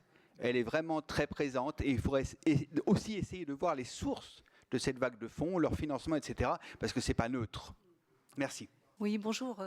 Merci beaucoup pour vos interventions très riches. Alors moi, je suis Solange de Jésus, je suis prof d'allemand en collège REP depuis une vingtaine d'années et je représente aussi le SNALC, qui est un syndicat de l'éducation nationale. On a un principe dédié aux valeurs de la République. Donc je voulais remercier Monsieur Serre parce que quand il a parlé des référents en établissement des référents laïcité. Là, je vous rejoins entièrement, c'est exactement le diagnostic que nous faisons.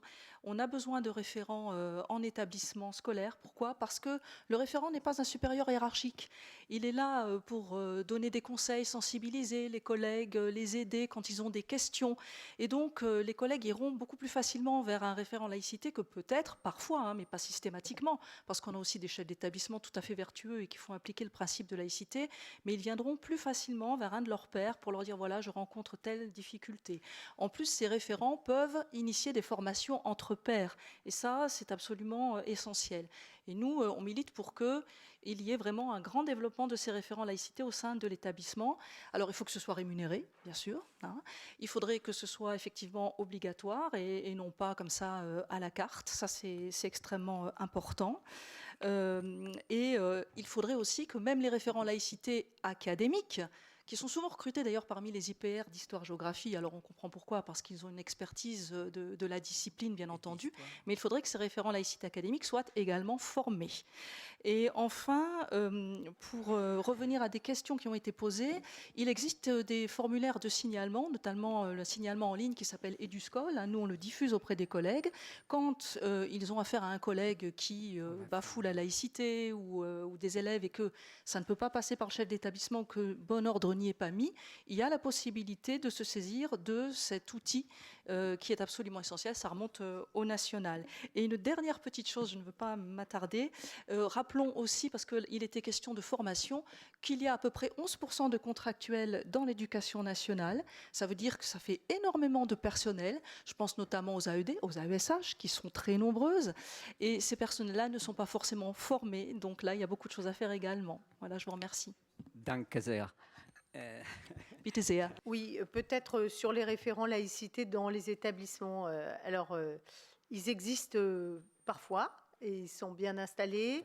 Moi, j'entends ce que vous dites. C'est quelque chose qu'on a souvent porté, hein, notamment, je me souviens, au lendemain de l'assassinat de Samuel Paty, ça a été une proposition que nous avions faite. D'autant qu'il y a eu un nombre de professeurs qui ont été formés depuis le plan 2020, vous savez, la formation des 1000 professeurs, parce qu'on devait former tous les professeurs avec la loi de réaffirmation de la République. Et donc, on devait former tous les professeurs jusqu'en 2025, 100%. Donc, on a formé beaucoup de professeurs.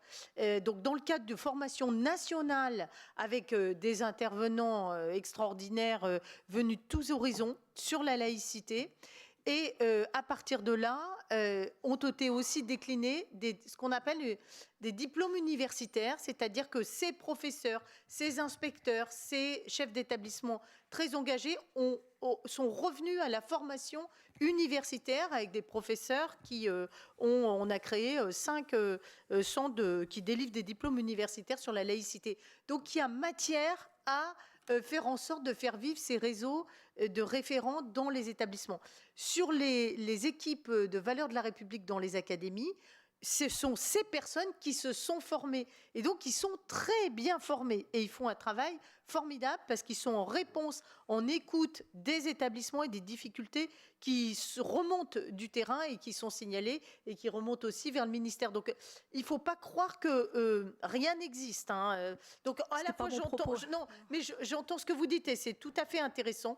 Après, moi ce que j'ai pu voir dans certains établissements où il y avait des référents laïcité valeurs de la République, ils fonctionnent comme un isolat. C'est-à-dire qu'il faut être très vigilant par rapport à ça. C'est-à-dire qu'on ne doit pas se décharger, la communauté éducative ne doit pas se décharger. Je ne dis pas que c'est le cas, mais c'est un risque auquel il faut penser. Quand on pense à ces référents, il ne faut pas se décharger sur « ah ben on va voir, il y a un problème, c'est le référent de laïcité ». Au contraire, il faut que ça soit partagé et porté par tout le monde, pas uniquement les professeurs d'histoire-géographie, mais tous les enseignants, toutes les équipes, les CPE et les chefs d'établissement. Et alors, par rapport aux sanctions, madame, juste un élément de réponse. Le chef d'établissement, qui est le supérieur hiérarchique des professeurs et de l'équipe éducative, il peut sanctionner et il doit établir des signalements. Et des signalements aux supérieurs, aux DAZEN et au recteur. Et en général, c'est fait. c'est fait, ces signalements, c'est une demande de l'institution. On essaie de créer une culture du signalement, même si ça ne va pas de soi, il y a des résistances, mais enfin, tout cela, l'institution en a absolument conscience et travaille dans ce sens. Merci. Simon? Oui. Je voulais réagir à deux, trois petits points. Alors déjà, je fais travailler à l'INSPE l'équipe laïcité de l'Académie de Paris. Je confirme, c'est des gens remarquables qui connaissent parfaitement le terrain, qui forment nos étudiants dans des ateliers, notamment lors de la journée de la laïcité, à partir de situations qu'ils ont rencontrées, évidemment anonymisées, mais je leur tire mon chapeau et c'est des gens dont on a grand besoin et qui font leur travail. Je ne sais pas, madame, quand vous opposez société judéo-chrétienne, pour moi, la société, elle est diverse. Elle n'est pas laïque, la société. La société, elle n'est pas laïque au sens où les fonctionnaires ou la République doivent l'être. Et la société, pour moi, et c'est ce que j'explique à mes étudiants, elle est diverse. Et ça renvoie à la question que vous posez, monsieur. J'ai cru comprendre ce que vous me disiez, c'est le fait religieux et progression du fait religieux empêche les enseignements. Non. Alors, ouvre ton micro. Alors je voulais pas réagir, je voulais vous laisser compléter. Donc c'était juste comment faire vivre les enseignements au gré de l'évolution de la société, en fait. Alors, pour moi, c'est une appréhension des élèves. Moi, j'ai formé beaucoup de futurs professeurs d'histoire-géographie, et vous savez que dans les programmes d'histoire-géographie, il y a des faits religieux. On enseigne l'histoire des faits religieux. Quand on enseigne le baptême de Clovis en CM1, on enseigne du fait religieux. Quand on enseigne les croisades, quand on enseigne la colonisation, on passe par des faits religieux. Et donc, c'est enseigné. C'est une appréhension, il ne faut pas se cacher, c'est une appréhension de beaucoup de professeurs stagiaires ou de beaucoup d'étudiants qui se destinent à être professeurs. Mais je crois qu'il y a des outils pour ça. Je pense par exemple à l'arbre à défis qui a été mis au point pour... c'est un jeu de société pour les écoles primaires essentiellement, pour traiter des faits religieux, y compris de l'athéisme et de l'agnosticisme. Il ne s'agit pas de valoriser les religions, mais simplement pour traiter avec les élèves de l'histoire des faits religieux. Il y a des outils pour ça qu'on essaye de montrer à nos étudiants. Simplement pour compléter sur les faits religieux, je rappelle que toute la réflexion de Régis Debray en 2002 sur l'enseignement laïque des faits religieux, et effectivement c'est dans les programmes, c'est dans tous les programmes. Simplement, là aussi, c'est un effort de formation. Il y a des maladresses qui peuvent être commises, et c'est essentiel l'enseignement des faits religieux parce que ça permet de mettre à distance dans la classe les croyances et les savoirs. Et on ne peut pas confondre les deux. Et le professeur, il parle à tous ses élèves, le professeur, mais il est porteur de savoir. Et ce savoir, il prévaut surtout.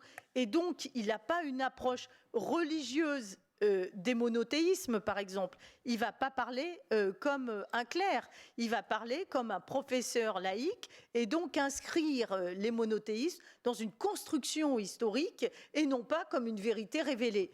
Et là, c'est un enjeu absolument essentiel qui a démarré en 2002 avec le fameux colloque de Bray. Merci. Alors, Omar, un mot, et puis j'ai encore 3 questions, et on reviendra une dernière fois pour conclure ici. Juste, j'ai l'impression que monsieur ne parlait pas des faits religieux, de l'enseignement du fait religieux, qui effectivement existe depuis toujours, en histoire, etc., mais parlait plutôt comment enseigner aujourd'hui, faire avec le fait religieux dans la société, et peut-être c'est la problématique de la contestation d'enseignement que j'entends, moi, dans ce que vous dites. Comment enseigner dans un cadre où on peut effectivement entendre des contestations d'enseignement, d'origine religieuse ou pas d'ailleurs, et d'origine religieuse très diverses. En philosophie, là je suis très à l'aise, beaucoup plus optimiste, sur ce sujet de contestation d'enseignement, parce que je peux organiser le débat. Et effectivement, les élèves ont le droit d'exprimer leurs croyances, ce qu'ils veulent à l'école, en cours de philosophie, dans leurs paroles, évidemment dans le respect des autres, dans le respect de la parole des autres et de leurs croyances. Mais on va dire cette contestation d'enseignement, elle est en croissance, et le personnel enseignant est le moins formé aujourd'hui. Sur ce point-là, on est le moins formé, je dirais.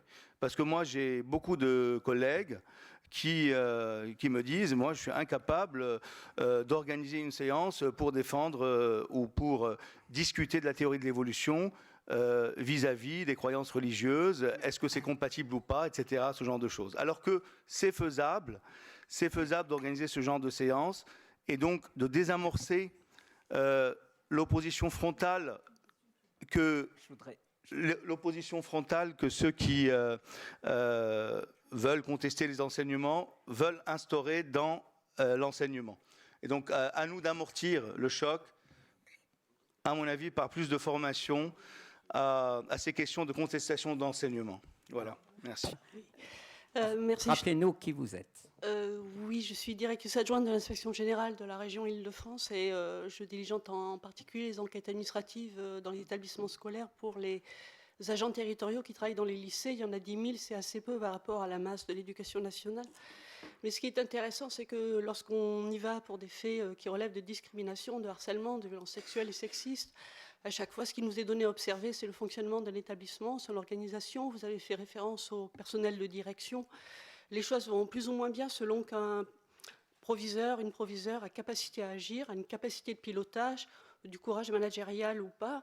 Mais ce qu'on observe aussi, c'est beaucoup, ce sont des collectifs qui finalement, avec beaucoup, pratiquement consubstantiels, comme les professionnels d'établissement agissent isolément, comme des isolats. Et le fait collectif dans l'établissement est assez faible de mon point de vue d'observation. Or, si je pense que les rectorats et les collectivités pouvaient mettre en commun ce qu'elles ont, ce qu'elles observent en matière sociologique, la sociologie d'organisation des établissements, alors on pourrait quantifier et mieux travailler sur les phénomènes sociaux qui sont sous-jacents. Je parle de l'observation de la restauration scolaire et la dépense publique d'ailleurs qui en découle. Je parle donc de la capacité de pilotage des personnels de direction.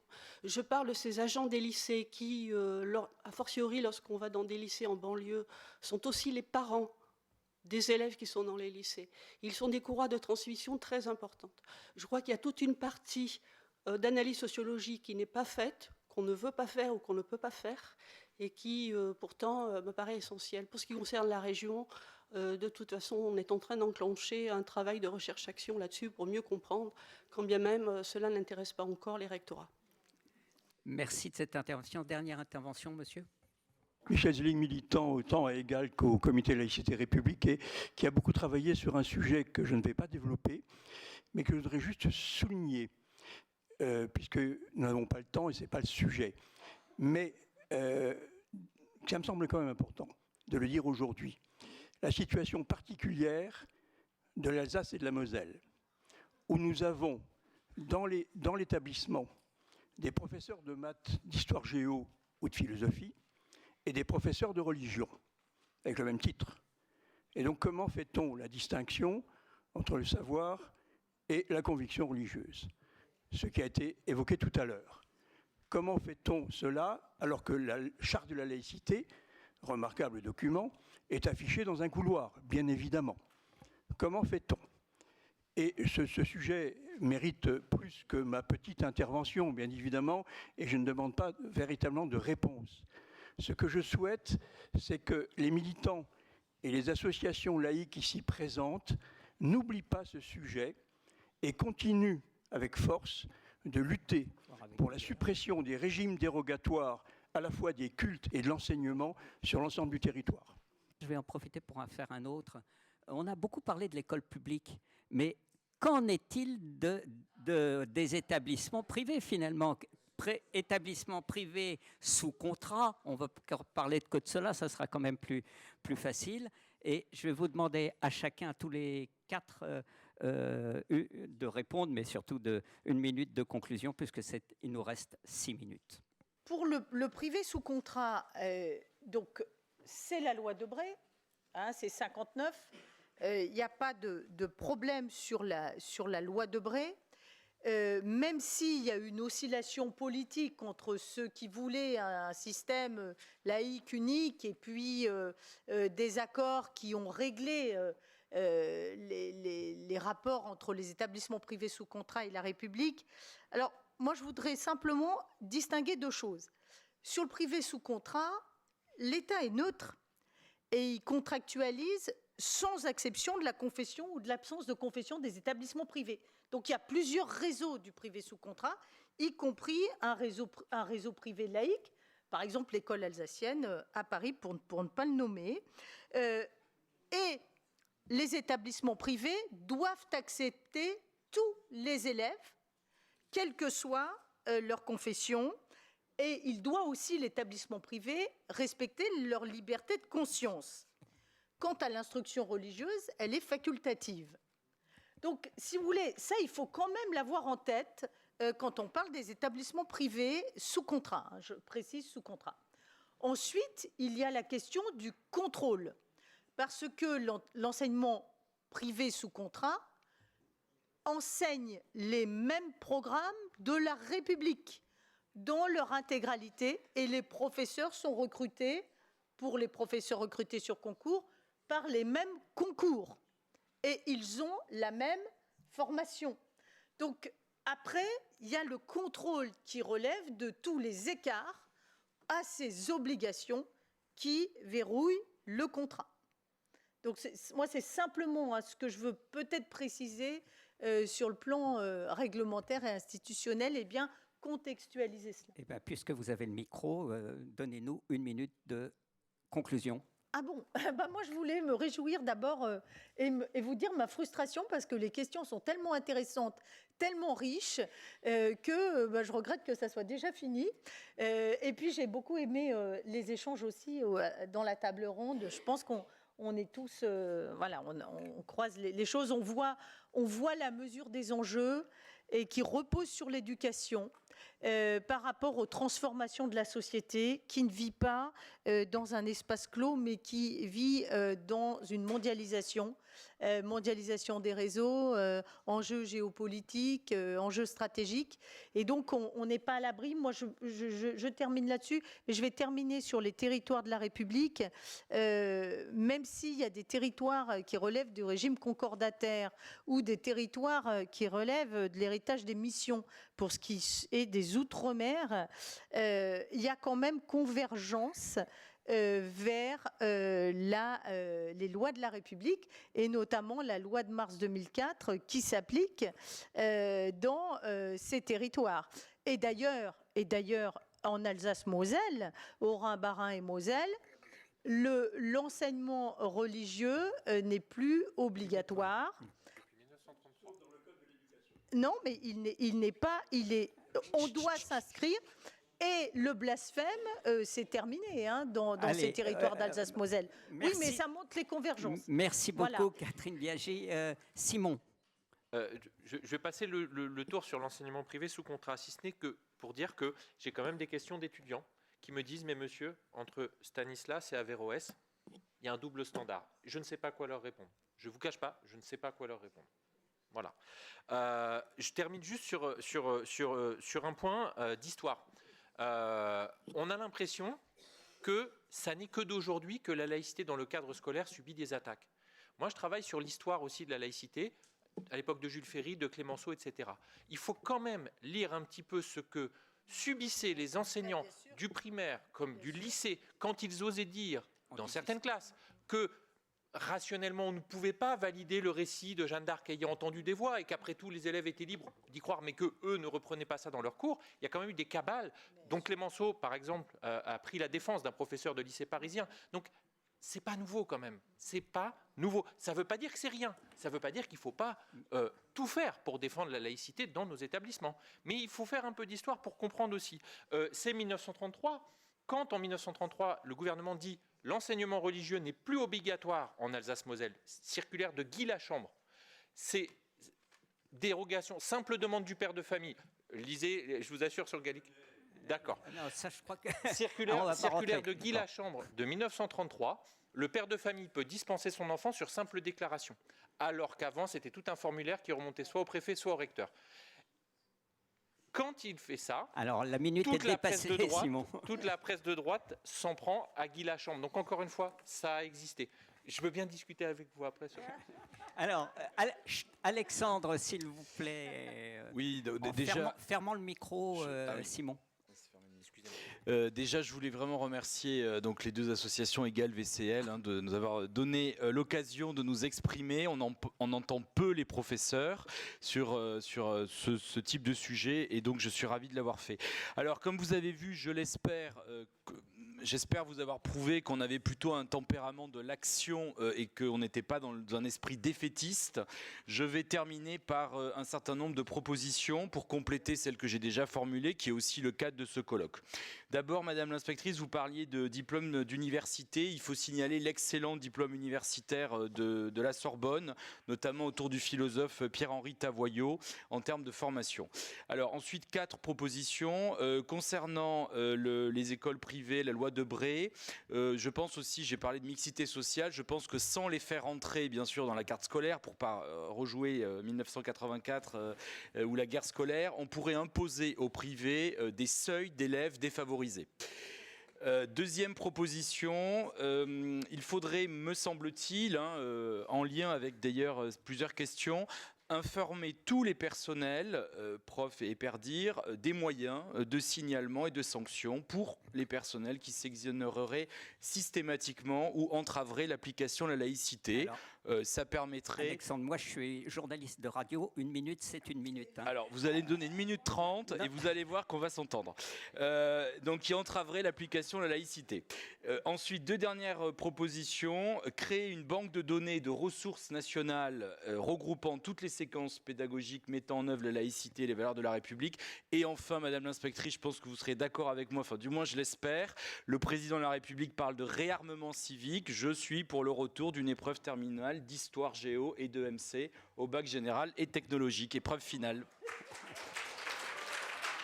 Je crois que il y a 2 demandes pour les enseignants sur cette question de la laïcité à l'école. La première, c'est une cohérence réelle, qu'on aille tous dans le même sens. Parce que là, pour l'instant, tout est à géométrie variable. Il y a des académies, il y a inégalité entre les académies sur les formations. Les perdirs interprètent à leur guise tel ou tel point sur les interdictions des tenues. Et donc, on n'a pas quelque chose de bien cadré.